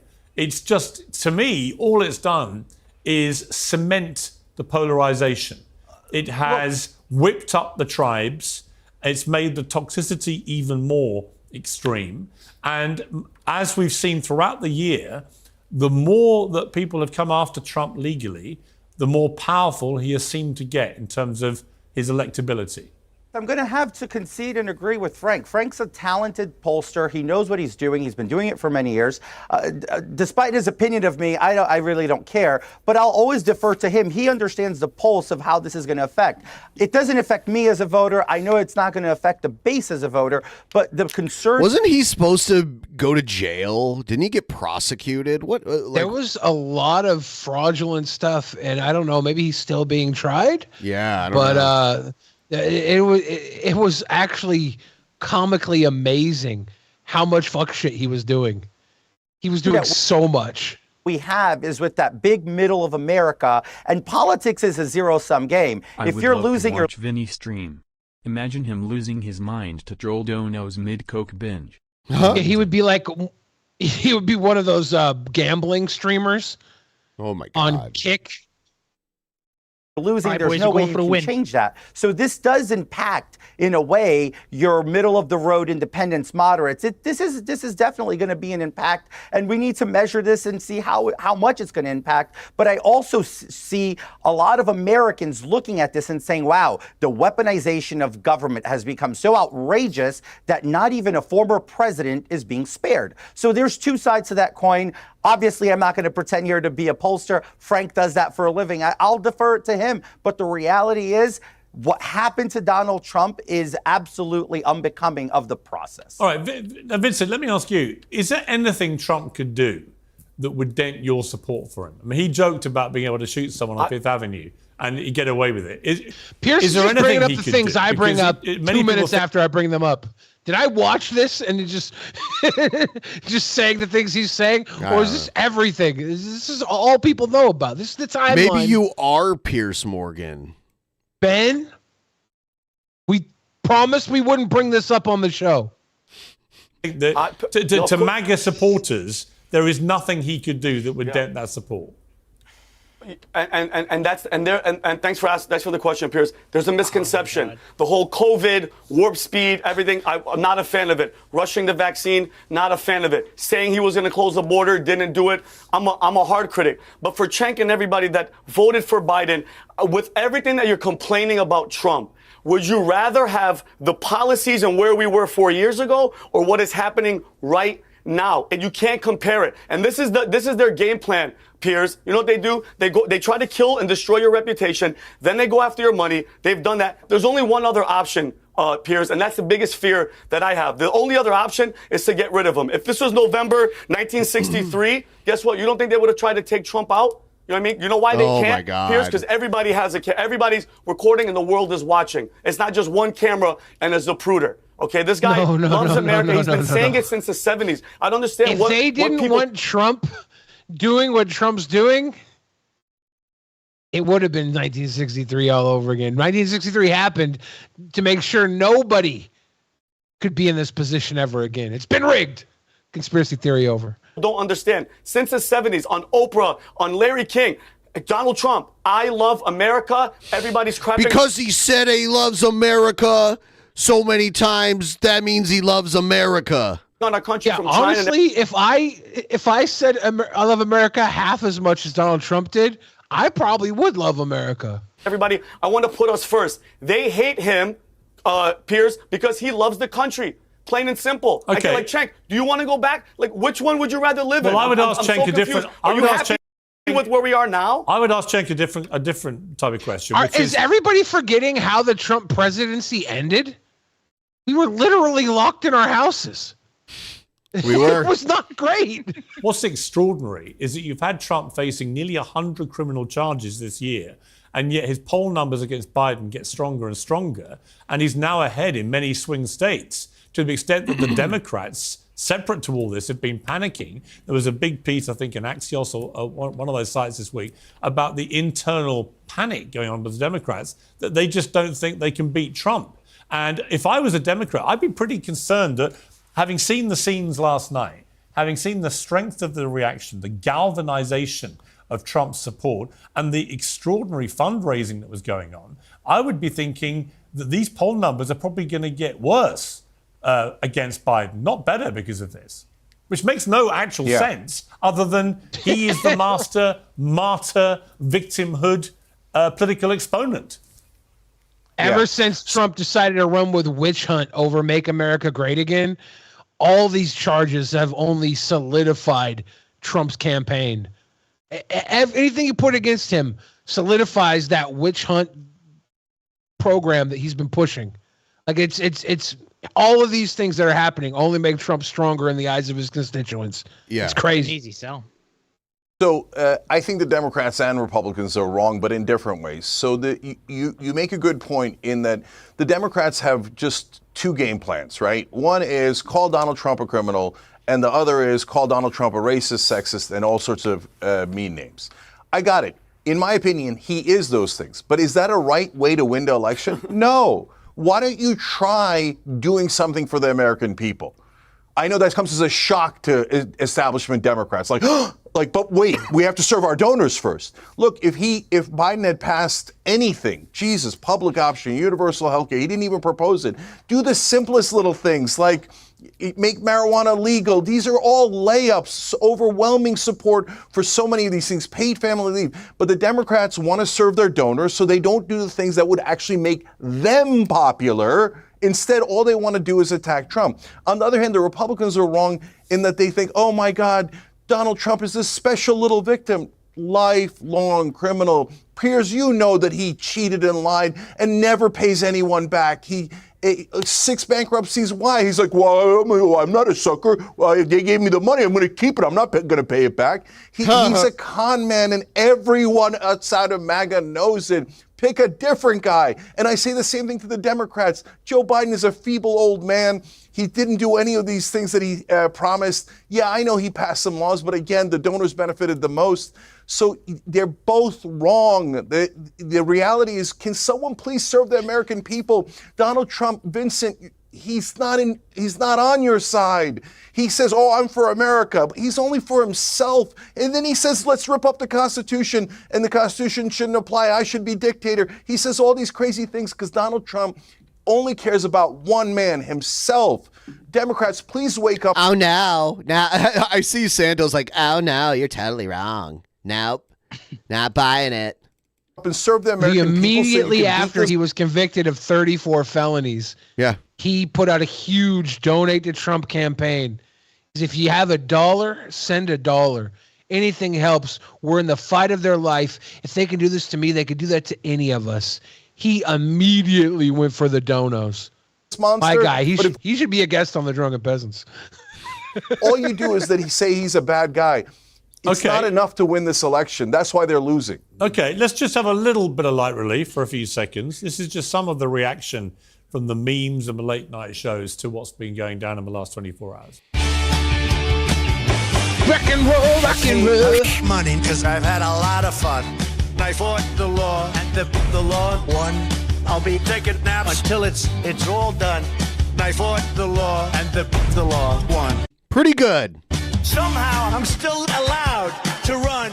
I fought the law, and the law won.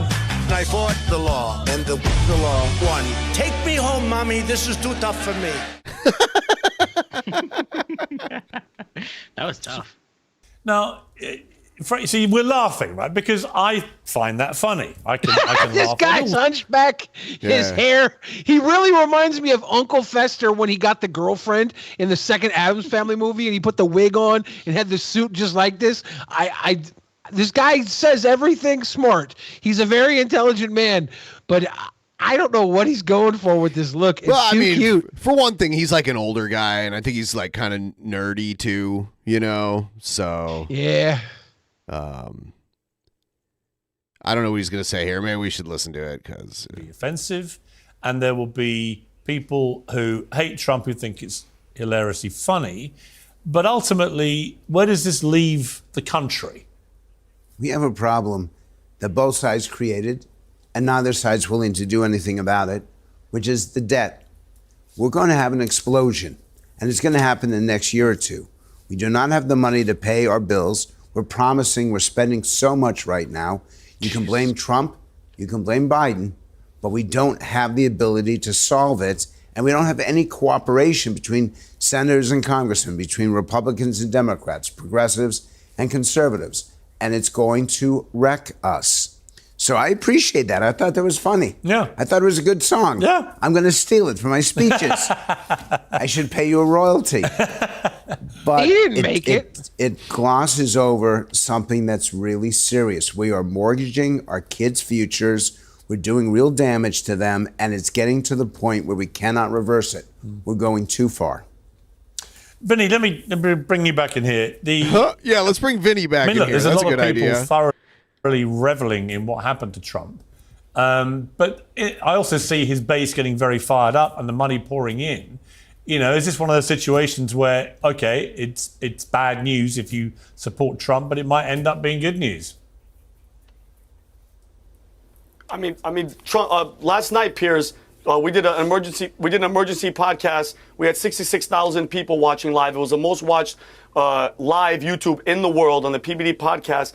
And we tried to go on the website. All of Trump's websites crashed because everybody, left, right, Democrat, Republican, gay, straight, everybody and their mother was donating to this man because they knew. That's not true. That's not true. Come on, dude. Democrats coming to vote for Trump, taking the servers down with all their support. What is going on? And let me remind you, Piers, you remember Chuck Schumer back in the day when he warned Trump about the intelligence community? They got 6 ways to Sunday to come after you. This was complete proof. Besides the intelligence agency, everybody, the judges, the courts, everybody. It's a really, really sad moment in America. And when I get angry, Piers, I think, and people are like, what? Why are you so upset? I think the problem is there's not enough people getting upset. I'm sick and tired of people standing on the sideline just watching as a country goes down the ship. Vinny as a guest on the show? He is I doubt it. Yeah. Do we know his last name? And I hear this guy's, warnings of the economy and everything. All this stuff is coming. Everything that's happened in this past couple of years with Trump, it's unbelievable. And I get it, Cenk. I respect the fact that you just hate the guy, but talk about the country, the state of the country. It's undeniable. I'm not one of these blind MAGA hat wearing. No. It's just facts are facts, and we were way better off. No wars in the Middle East, no wars. The economy was booming. The border was closed. Now we have terrorists coming in who warn us on camera. Remember? Who has the most expensive sport coat? I would venture to say probably Piers Morgan has the most money out of anyone on this panel. More than likely. That's possible. I wouldn't be surprised if Cenk has more money. Their family is rich. I don't think so. Let's see. That family is rich. He comes from money. He's what, Turkish money? He's Turkish, sure. He's got that big Turk money. This Vincent Oshana guy he's labeled as an American actor and comedian. Yeah. He's a podcaster, I guess. We might be able to get him on. According to the various websites that report net worth, Piers Morgan has about twice as much money as Cenk Uygur. Like Cenk Uyghur's worth $10 million and Piers Morgan's like 20. Piers Morgan's been an established media figure for a while. Thank you for signing up for Patreon. What do those sites say I'm worth?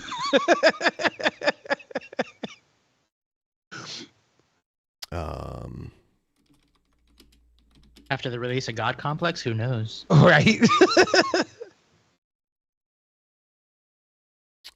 The one I'm looking at right now, you don't even come up on it. Okay, good. They used to say I was worth like $5 million. And I'm like, where do I pick up that check? Yeah. What happened? For that terrorist that came over this here, Vincent guy though, he says he's a comedian. I'm gonna look more into this guy. One day you're going to know what my name is.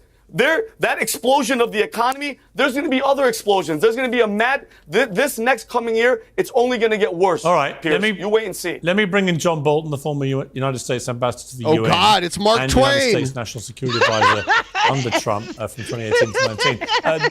This guy's got bitter beer face. John Bolton, thank you for joining me. First of all, your reaction to the conviction of the first conviction of any American president in history. Oh, my God. If this is true, it's so sad. I looked up William the Refrigerator Perry, And it says he's only No, worth that can't be $50,000. true. I mean, a lot of those old school athletes like pissed their money away and really didn't get paid as much as they probably should have. But this could be wrong. I don't know. I don't know his personal finances. Man, I hope it's wrong. Well, it's obviously one of the most unhappy historical events we've had in a long time. There's a lot that can be said in criticizing. This guy's about to give me a Werther's original over here of this whole trial. I said the day this indictment came down that if Trump won in November, it could be because of this indictment. But the fact is now you've had 12 ordinary citizens. Nobody can say they're part of the deep state. Is this the end of the panel? Because I don't really care about John Bolton. Yeah. Or no, they're back. They're back. This is such a weird show. How he like goes off to talk to Mark Twain about Huckleberry Finn and then comes back. No evidence. All right, John Bolton, thank you very much indeed. I feel like you should put him on Go the back panel. to the panel there. Let him argue I mean, with Vincent. look, it's all been a very interesting debate. I'm not entirely sure it will move the needle very much. I think pretty much everything here was baked in. It's really a question of, well, I think for both parties, for the Republicans, do you continue to stand by Trump? Do you verify his nomination later in the summer and pin all your hopes on this guy? And if you're the Democrats, do you think that, given how wounded your opponent is Joe Biden the right guy to back there? I mean, it seems to me both parties have a pretty big decision to take. Yeah, so listen, the Paula Jones point you're making drives me crazy. So let me address that real quick, and then I'm going to answer that question. Paula Jones was a lawsuit. It was settled. There was no hiding the money and paying it through Michael Cohen or someone else. Paid her off. Yeah, but that's a normal settlement. Yeah, but why did he pay her off? He didn't do a campaign finance violation. Why did he pay her off? But here's, he didn't do a campaign finance violation, and he didn't do business fraud. If you're saying, hold on. The purpose was the same. If you're saying they were both immoral, sure, of course, I don't care. And by the way, I also don't care about their immorality. I don't care that Donald Trump slept with a porn star at all. No. That's his personal business. No. The problem is the campaign finance violations and the business fraud, I understand, which but my Clinton point, didn't do. yeah, but my point, just on that, is that the similarity is that they both paid off women to protect their political reputation. Yes, your point is not the point, though. Right. The point is not the point. Yes, they both did immoral things, and immorality, who cares, right? Like, if you care about immoral things, you're part of the problem. If you care about people who are doing immoral things more than you care about people who are actively destroying people's lives. And we look at Donald Trump here, and what he did was illegal.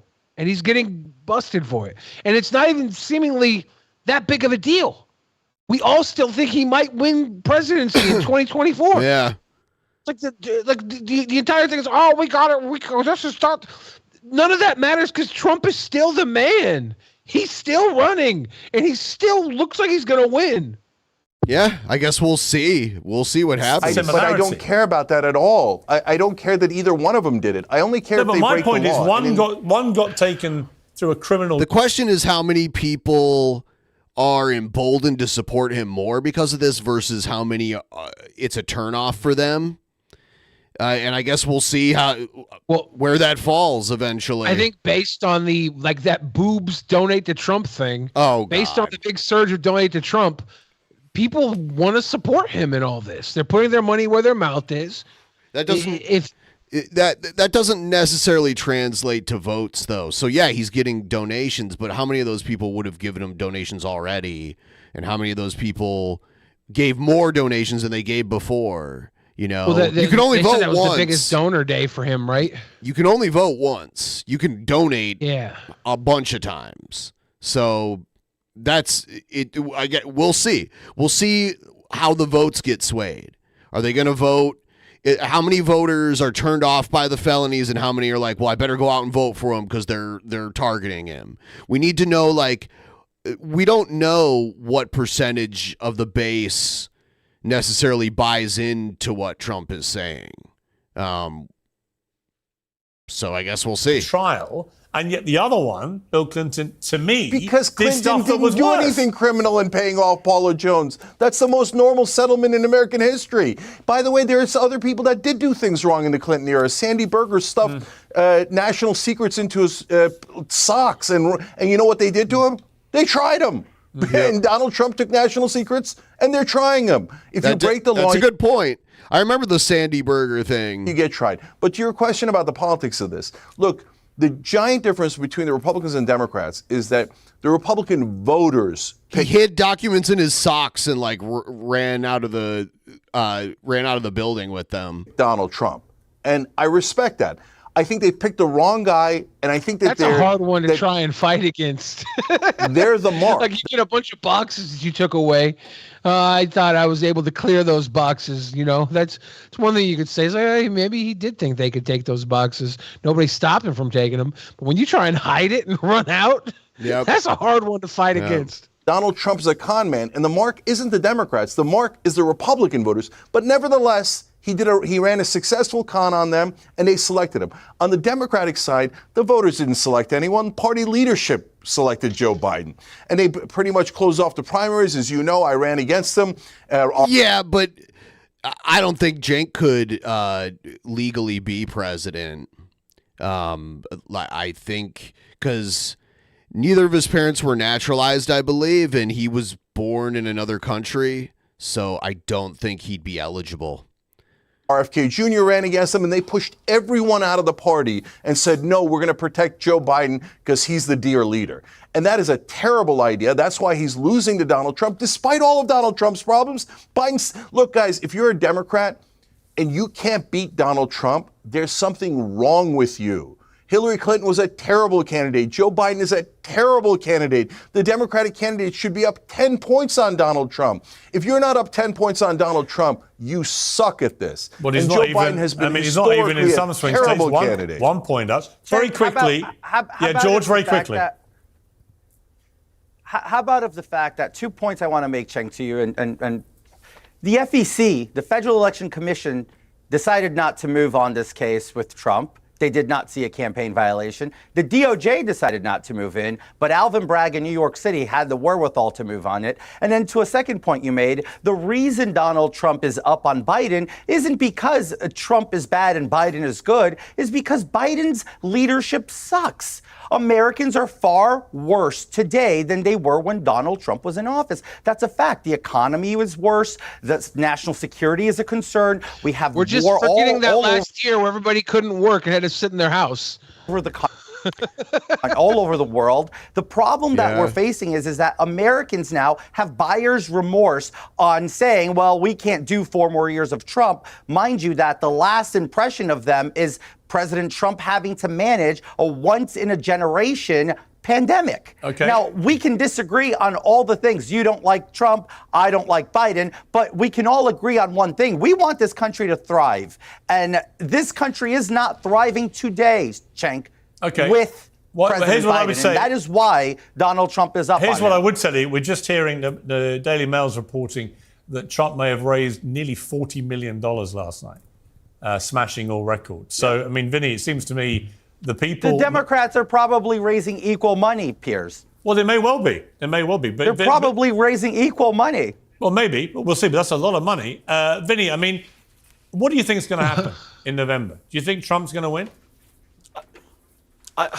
To be honest with you, Piers, if the things that Christopher Wray and Tony Blinken are warning us, because they keep telling us something bad's going to happen, China's here, our infrastructure, unless there's something catastrophic that happens to either Trump or the country to keep people from voting, I think he's going to win in a landslide. And when Cenk talks about, Trump and these documents, Cenk, what about Joe Biden? Joe Biden, same crime. I'm pretty sure Joe Biden will win the popular vote no matter what, and Trump will find a way to win the Electoral College. That's probably how it's going to go down. Remember when Tim Pool was claiming red wave during 2020 election? Yeah, red wave. It's going to be a red wave. Yeah, now it's civil war. God, this sucks. Same crime, but you know what they say for Biden? He's old. He didn't know he had these documents. And Jack Smith taking photos with He the gave FBI. the documents that back, case was too. just when they said he had them, he gave them back. They're like, okay, Trump had many opportunities to give them back. Yeah. Like he's like, you want to compare it to Biden? Fine, compare it to Biden. Biden gave it back when asked. Trump literally didn't. They said, hey, if you don't come give them back, we're going to come raid your house. And they came and raided his house. Yeah. Dismiss. What do you even talk? Then nothing's going to happen to Trump. I'm telling you right now, he has a chance, and I'm so happy. Think about that, Piers. $50 million in a couple of hours. That's from everybody. The people are fed up 40 million. with this personality politic BS. Cenk, you just don't like Trump. You never even thought of Trump till he said he was running. You never thought of him. The only time you thought of him was on The Apprentice. Now he's racist, and how's he racist? Nobody believes I won't hear. he's Listen, Hitler. He's I'm not racist. I'm not going to hear Trump criticised for The Apprentice because he chose me as his celebrity apprentice, and that showed a very astute. Damn right, Piers. Very astute You were judgment. amazing on it. Very astute judgment. Frank, let me I end wonder with why you. Pierce is supporting Trump in this one. All the Apprentice Trump people that were under Trump, most of them are pro-Trump. A few people turned on him. Not a what's her name? We were talking about her earlier. Omarosa? Yeah, she does not like Trump. Does she not? No. I think she wrote a book about him. Okay. And you call her the N-word. Well, that's I don't not think nice. I don't know if she knew about that, but Yeah. let's see. I was watching the first episode of like a villain reality show with all the reality show villains on it, and Omarosa was on it, and I thought she was talking. She worked for good about Trump. She worked for Trump for a little while here. Yeah. She was like part of Trump's transition team. Says here that she publicly criticized the Trump administration on the reality television program Celebrity Big Brother and stated she would not vote for Trump again. Oh, look at that, Omarosa. Learning more and more about you every day. Well, she got fired from her job at the White House. Oh my God! Can we go back to that, Ben, or is it too late? No, it's not. Let's see. Okay. I still have it. The one at the bottom after Trump administration. So Newman wrote a book deeply critical of Trump titled Unhinged, which went on sale on August 14, 2018, in which she labels Trump a racist and states that witnesses have confirmed the existence of tapes of Trump repeatedly using the word. I think you can read that one. Yeah, it's I'll be right back. With a hard R during the filming of The Apprentice. During an interview, fellow contestant Penn Jillette from Penn and Teller appeared to confirm this, saying, "Yeah, I was in the room when asked," though without elaborating on what Trump said, and later stood by his comments saying, "I was careful. I've been told it's clear." White House Press Secretary Sarah Huckabee Sanders said the book is riddled with lies and false accusations and accused Newman of trying to profit off false attacks. Very interesting. Well, I believe Penn Jillette, obviously. Dude, honestly, man, Penn, his partner's name was Teller. Yeah, but Teller didn't talk. Yeah. So Teller wasn't going to tell you. Well, Teller told Penn to tell. Yeah. See what I'm saying? Yeah. Teller just tells Penn what to do. He doesn't tell the world. Oh, okay. He's like Brain with Pinky in the Brain. Brain. Who does the silent bit better?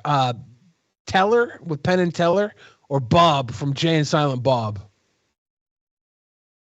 Well, Bob kind of broke the immersion after a while. And he so I'm going to say Teller. He really talks. Yeah, he does nothing but do it now. Like, yeah. Jay's barely there. It's Kevin Smith now, so it's like Teller is not telling anyone anything, you know? So yeah, he's a good one. Harpo Marx.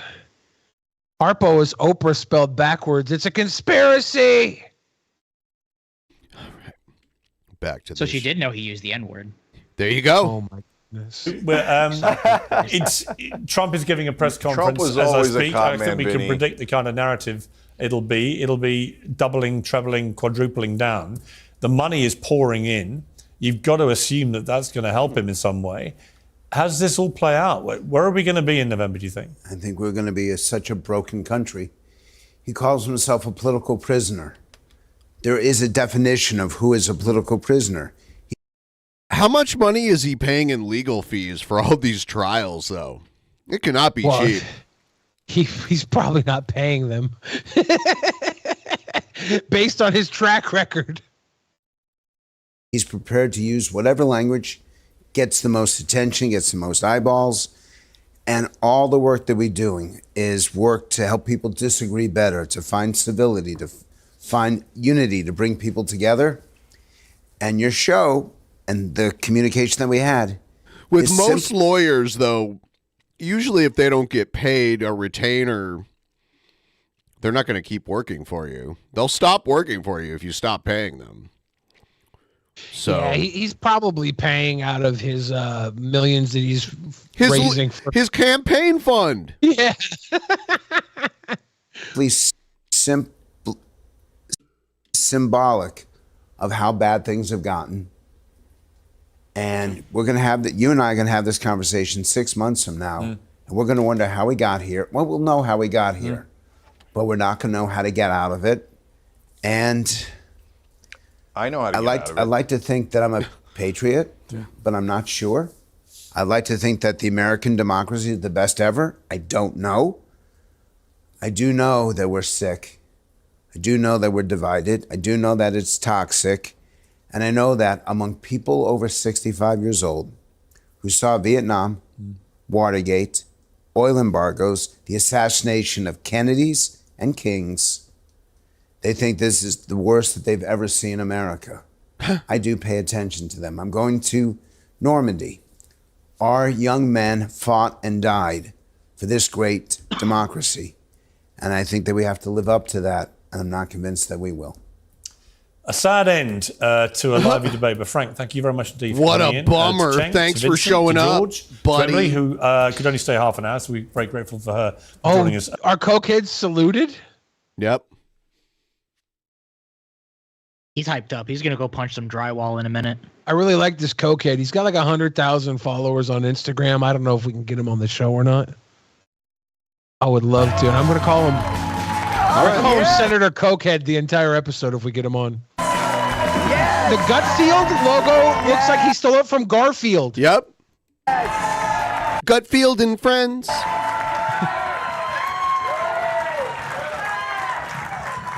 Is he wearing a Proud Boys shirt? Well deserved. It's Friday, so you know what that means. Let's welcome tonight's guests. He's got a mind for politics and a face for a Gerber jar. I don't know if I want to watch this. Who's the guest? Oh, God. It's the end. We got our guy. The former NWA champ. Yeah, who had his cool ideas stolen by Mark Henry for the Hall of Pain, and then had to be the Funkasaurus. Liberal media and Democrats relishing in their top political opponent being found guilty. It's a majestic day, and we are rightly saying the system works like all liberals should be gloating right now. All liberals should be celebrating right now, because you might not get another celebration in a year from now. It's a moment. Get it out now. Sort of democratic reset, small d democratic reset for us as a country. His whole dream was to be respected in Manhattan, and it was in Manhattan where he was brought low. I think there's something interesting and poetic about that. It was very satisfying to finally see this. Oh, yeah, Jimmy Kimmel's The Left. He's just like a talk show host. This guy gets some comeuppance. Everybody says that he's like the spokesperson for the Illuminati, the liberal elite. Nope. That's like the theory. That's why when Diddy was on, and he was like 6 months ago, he was attacking Diddy, and all the comments, people are like, "Oh, we should have known Diddy was going down. The liberal elite stopped supporting him because Jimmy Kimmel attacked him on late night."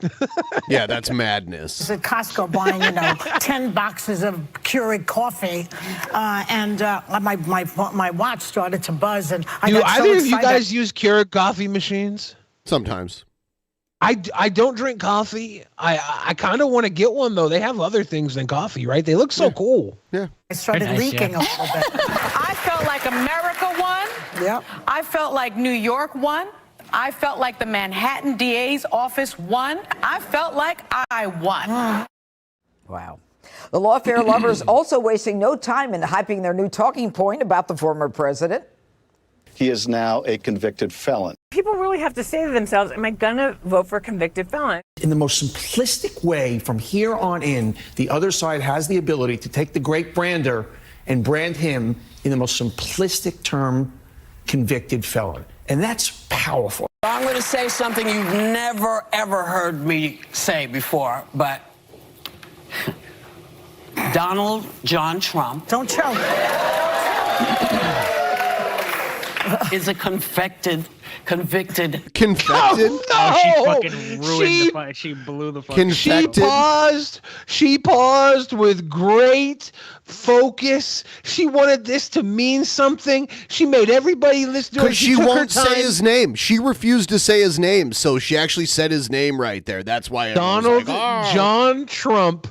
And then she goes on to accuse him of being a sweet boy, a confectionery man. He's a confection felon. Come back. I got to go right to you, Greg, with that. That was amazing. What do you think She of that? wanted to say it so bad, and then she couldn't say it. I'm more worried about Joy Behar and 10 boxes of Keurig coffee. I would hate to be her toilet. You know, this is to be predicted. You know what, Greg Gutfeld? I'm going to call you on that. I won't settle until you are her toilet, and then you can tell me whether or not you hate it. I want Joy Behar to take stinky coffee dumps on Greg Gutfeld, and then you can tell me you'd hate to be her toilet. I wear polo shirts and Skechers to work. Or a hack. Yeah. The fair definition of a hack is finding joy in somebody's. It's like that old man that wore those tap out T-shirts to look cool and young. He just wears the Proud Boy T-shirts to look cool and young. Bad luck. Even if what brought them bad luck was wrong. It's like you should a true person, a true Democrat, and I've seen other Democrats say this, that as much as they hate Trump, this was wrong. They're saying they don't care it's wrong, they hate Trump. The key is not to fall into this trap, and as a viewer or anybody, just you got to channel your anger and frustration into productive work. Turn it into energy. Don't waste your time looking at that stuff. You know, you lose a battle, figure out how to win the war, and you can only do that if you're focused, good health, strong frame of mind. And it pays to note, none of these cranks and hacks were celebrating about something that directly benefits the average American. They weren't celebrating because they got rid of no cash bail or reduced inflation or fixed a porous border. They were rejoicing over their own mental state. Those other bad things will continue because those bad things don't matter to them. It's their derangement that gets priority. It's no different when they put... You can tell he's reading this. He wrote it down. Yeah, I think I'm kind of done for now with all of the Biden and Trump stuff. I think we've put in enough time on it now. So I am going to call an audible right now. For the people that complain about us not covering like the news and political stuff, there you go. You've been getting a lot more of it lately. Now we're going to have a palate cleanser, everybody. Ooh. Bask in the glow of the Boglum. The radiant glow of the Boglum. Some people call him the Kang, if you will. Somewhere in the world today, men have got to stand up strong, face the truth about themselves, to understand what went wrong. I know we can find a way. I know we can find a way. I know we can find a way. Stand up. It's amazing. Stand up. It's amazing. Stand up.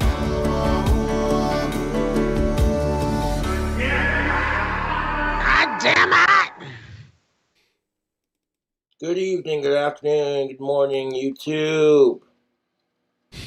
He looks so happy. We can go back at it with another video.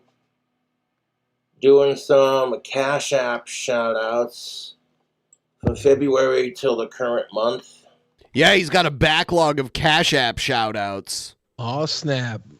From February? A little adult squizzle action. You know, while I was looking for news to play on the show, I saw a news story. It was an interview with Lenny Kravitz, and he said basically that he's a Volcel, and he hasn't had sex in like a decade, but you know that dude could have sex like immediately if he wanted to.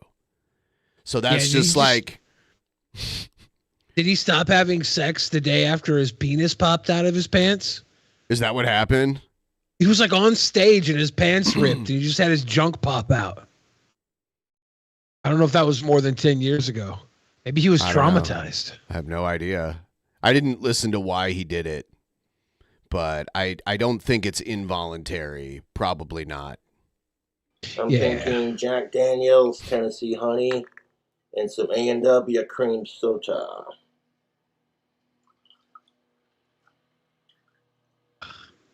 Just barely enough there, Cobes. To get him some more alcohol. That's the one problem with people not having his address. Where do they send the alcohol? This combo is for 21 and up now. Don't be in a rush to grow up now. 1 second. You know, here's the thing. That drink probably isn't that bad, and he didn't add anything gross to it. Like, that's not a bad combination. Honey, whiskey, and cream soda? Is that what it is? Yeah. Yeah. I will say this. I am a little disgusted by the lack of ice. It would overflow. He would pour too much and overflow the glass if that Yeah, he'd have to happened. make 2 of them if he put ice in it.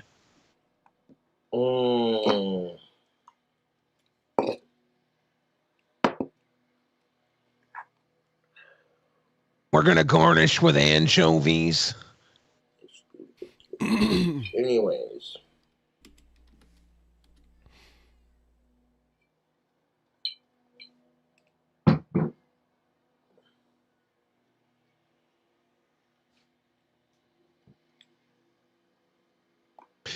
Don't do it. Body Armor Peach Light Mango. These sports drinks are kind of addicting. They are nice. Body Armor's nice.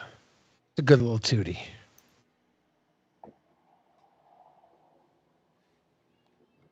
Shout out to Anthony. Thank you for your $15. Barrett, thank you for your $4.20. Thurston, thank you for your $20.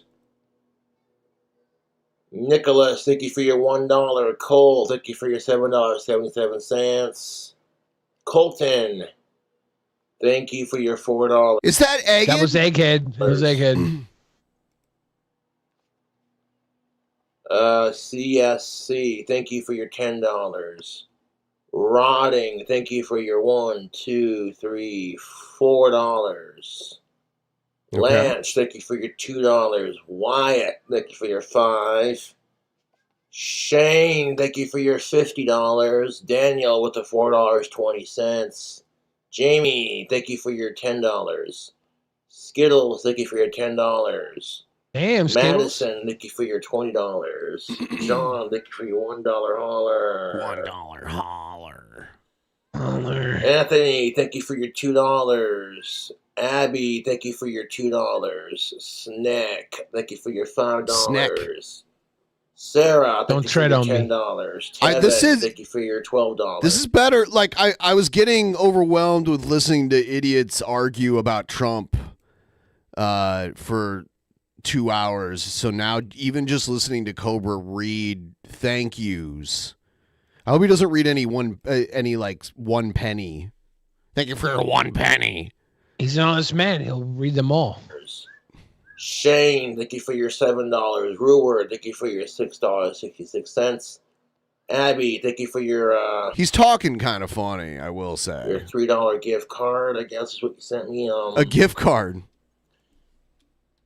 Brady, thank you for your $15. Joshua with the $1 holler. Glow, thank you for your $1. Clayton, thank you for your $20. And your $10 there. Adam, thank you for your $1 holler. Eli, thank you for your $6.66. Michael, thank you for your $1 holler. Ryan, thank you for your PetSmart gift card of $1.69. Cameron, Cameron, thank you for Thank you for your PetSmart gift card of $1.69. Appreciate it. And then another $1. Cash Ton, thank you for your $1. Timothal, thank you for your $25. Carter, thank you for your $5. Noel with the $1 holler. If somebody bought me a $1.69 gift card to Petco, I would not thank them. There's not much you can buy with that. I'm not thanking you. Carter with the $2, the $1.31, and the $1.69. Thank you. And Carter with the $2. Appreciate it. Matt, thank you for your $1.69. DJ, thank you for your $5. Adam, thank you for your $1. Ryan, thank you for your $12.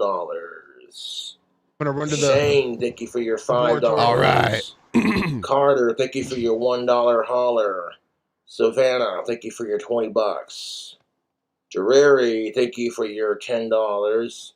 Zach, thank you for your $2, $3 in gift cards there. Jerry, thank you for your $15 and your $10 and your $55 and your $20. Damn, son. Making it rain. Can someone make it rain here to get us a little closer to the goal? We would really appreciate it. The link is pinned at the top of the chat if you want to help us get a little bit closer to the goal. Thank you. Zoe, thank you for your $7. Drury again with the $20. And let's see what else. Zach, thank you for fellow YouTubers. Oh, shit. I did not mean to do that, but whatever. It doesn't matter. Here's a drink combo. Fellow YouTubers, it's your boy King Cobra JFS back out with another drink combo. We got some Jim Beam Peach. As you can see, it's been opened. And we're going to mix it with some A&W cream soda. Poured it like up to about there with the Jim In that Beam. And spittoon. splashed the other bit of it with some cream soda. It's confirmed that he's been in that cup before. Cobras, Peaches, and Creams. I'm sure he has, yeah. It's for 21 and up. Cheers. It's his weird spittoon.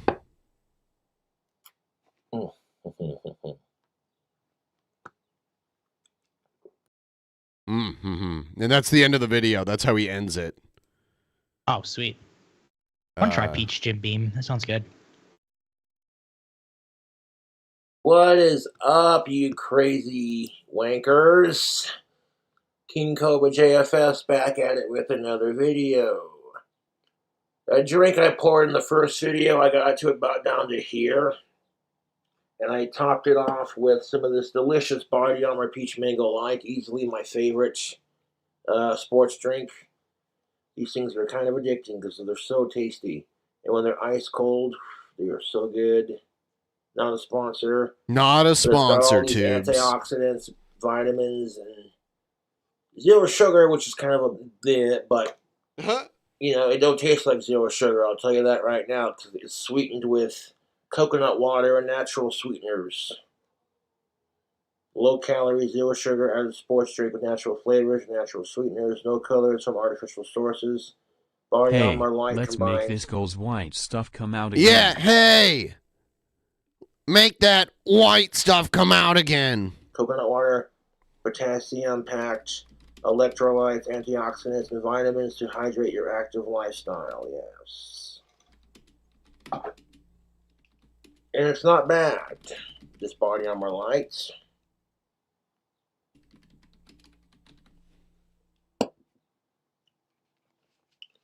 Got some PayPal shout-outs from the month of February all the way to current month.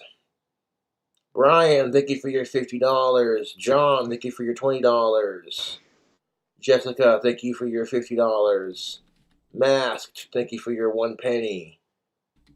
Minguel, thank you for your $10. Crystal with the $666.00. Appreciate you. Josh, thank you for your 50 cents.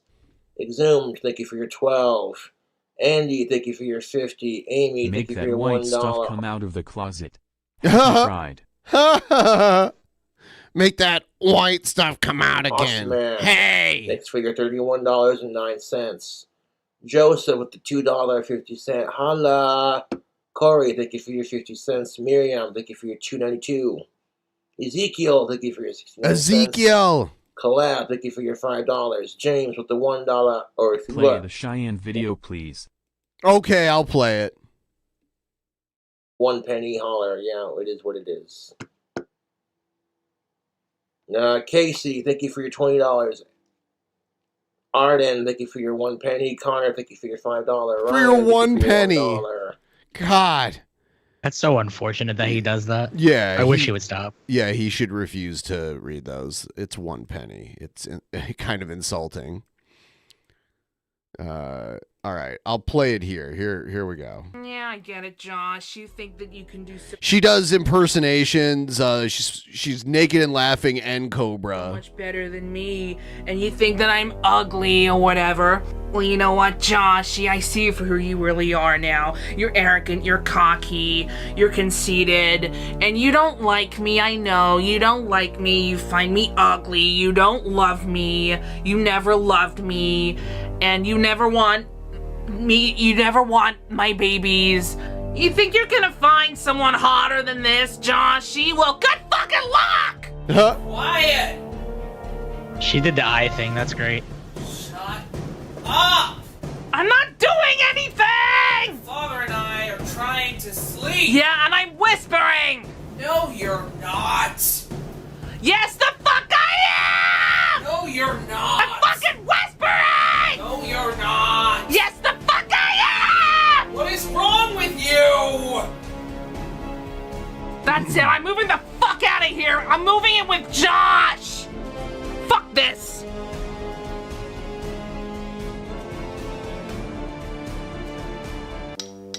What up? Social media, Facebook, YouTube. Hell yeah. When am I seeing Jessica again? I don't know, Tubes. Clint Saunders' sex parent.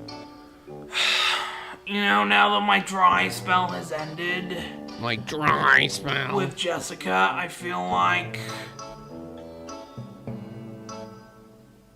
it's like one and done. She ended my dry spell, and for that I will be forever grateful, but I honestly feel like my confidence has grown since then, and I feel like I can get whoever the fuck I want. So... Did one not read? I think I got one and I don't think it read. Let's see. Any ladies of Casper, Wyoming out there watching? Well then, you know, I am available. Oh, no, that was... Looks like I got them all.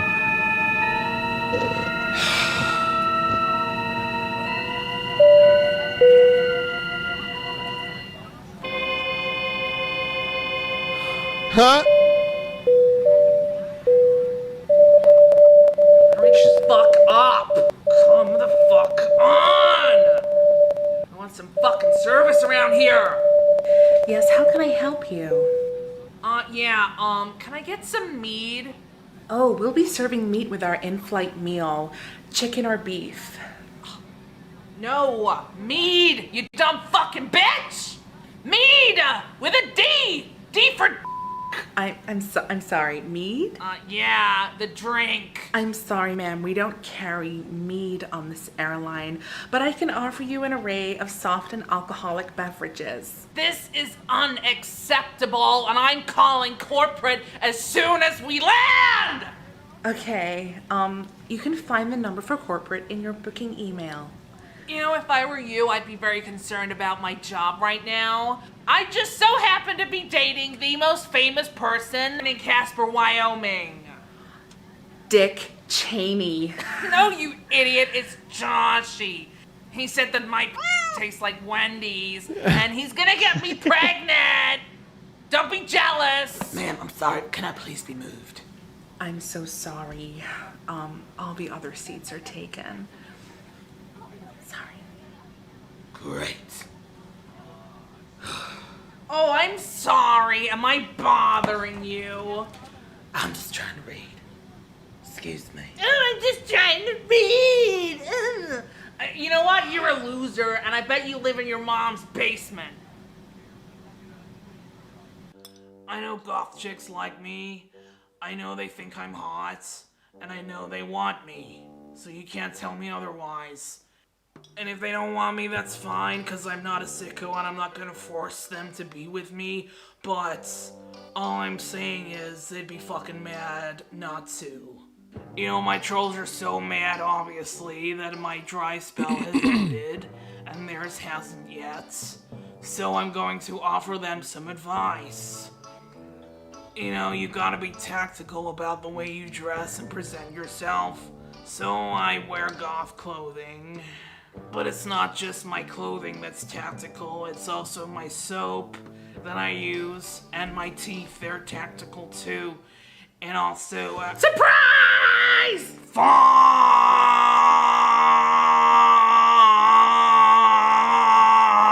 Hey, Joshy. Jessica, what the fuck are you doing here? I'm sick and tired of my parents always pushing me around. Get a job, Jessica. Move out, Jessica. Well, how can I get a So fucking this is a job comedy bit, right? If I need a live stream. Yes. Are all these characters played by that comedian Fluffy? What's his name? Gabriel Iglesias? Setting fire to a bag of Funyuns! God! Oh my god, how the fuck long are you gonna be here for? I don't know, forever?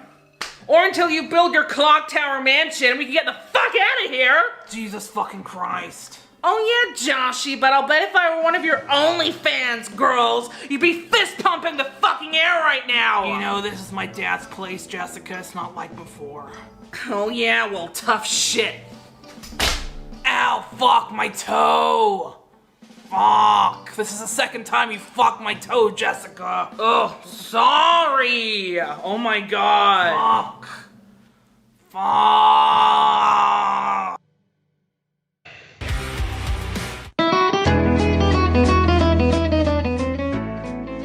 Yeah, hopefully she doesn't come back to Cobb's new house. I think she will. But maybe we'll see. I don't know. You never know. But I don't see it happening. I'm sorry. I see it happening because he's settled in now. And he still is like at least publicly an item with her. So Yeah. I wonder if they're going to get engaged. She'll have to make that wife stuff come out.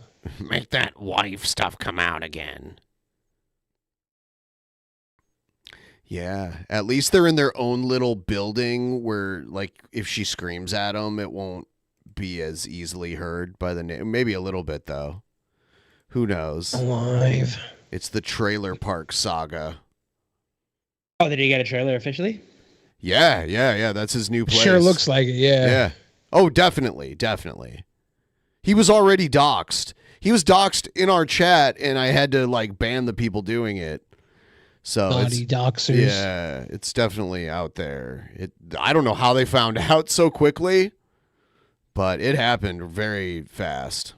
It's pretty amazing how quickly people can hunt down people's locations based off of very minimal things. There's like a guy on TikTok or something, maybe it's Instagram. He will find like a little background in a restaurant or a public eating area, and then boom, he knows exactly where somebody was. It's wild. It's probably just people who work for phone companies or something, or bill companies illegally. Yeah, anyone who sends him mail pretty much comes across his name, you know? Yeah. I really hope that there's not an $8 machete next day delivered after all this. We got threatened by the $8 machete, didn't we? Yeah. That was pretty sick.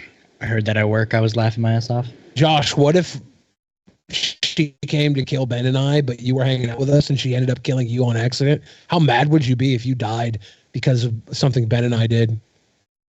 I'd be glad to die in your arms, boys. I wanted to hear that. There Thank you you. go. If you died in my arms tonight. Hopefully it won't happen while I'm blowing one of you so I can have some dignity.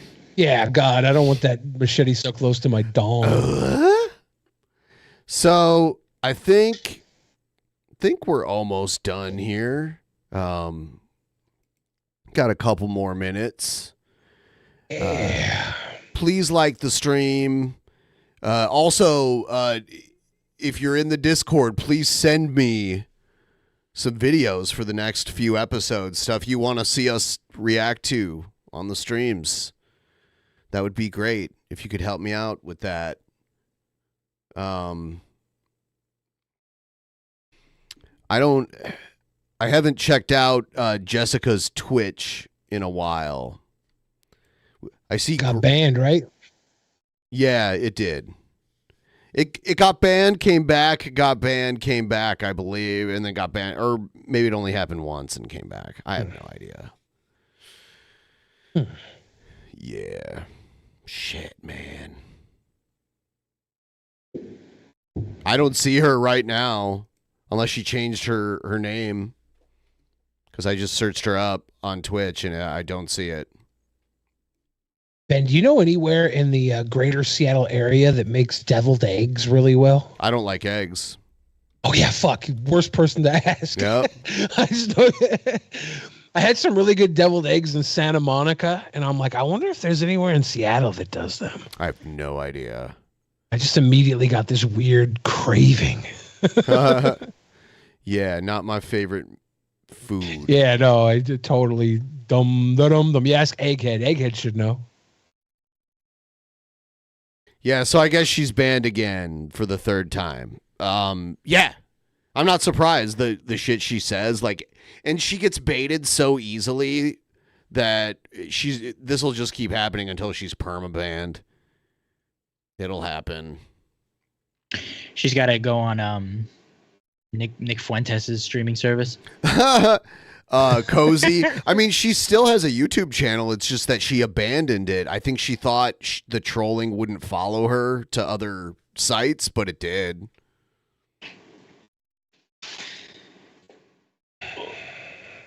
Has she been streaming pretty regularly? I haven't seen anything about her. Is she just same old blah blah? Yep. What is she streaming? What is it? Instagram still? She was on Twitch, and I guess her Twitch just got banned again today for the third time. So I don't know if she can come back, if this was the final one, or who knows. I just want King Cobra to get a new girlfriend already. Come on. I have this sexy goth bad girl. The whole what was it called? The Cuck tour. Remember that last night? It was that song that we listened to about Aaron Imholt. He's still on the tour, and he was on Alex Stein's show, and he cried when he was talking about everything. Yeah, I saw a clip of that. Yeah, I'll probably save that for later. I don't know. I think we might wrap it up here, because in a couple, like 1 minute here, we'll hit. Ladies and gentlemen, thank you for hanging with us tonight. Josh, you got anything you want to say to the people? Bye, DP fam. Aww. All right. We'll see all you guys next time. Check out the pre-show. We talked about Alex Jones and all that stuff. You can catch it. You can listen to it right after we go off the air here. Link down in the description. Have a good night, everyone. We'll see you next time. Good night.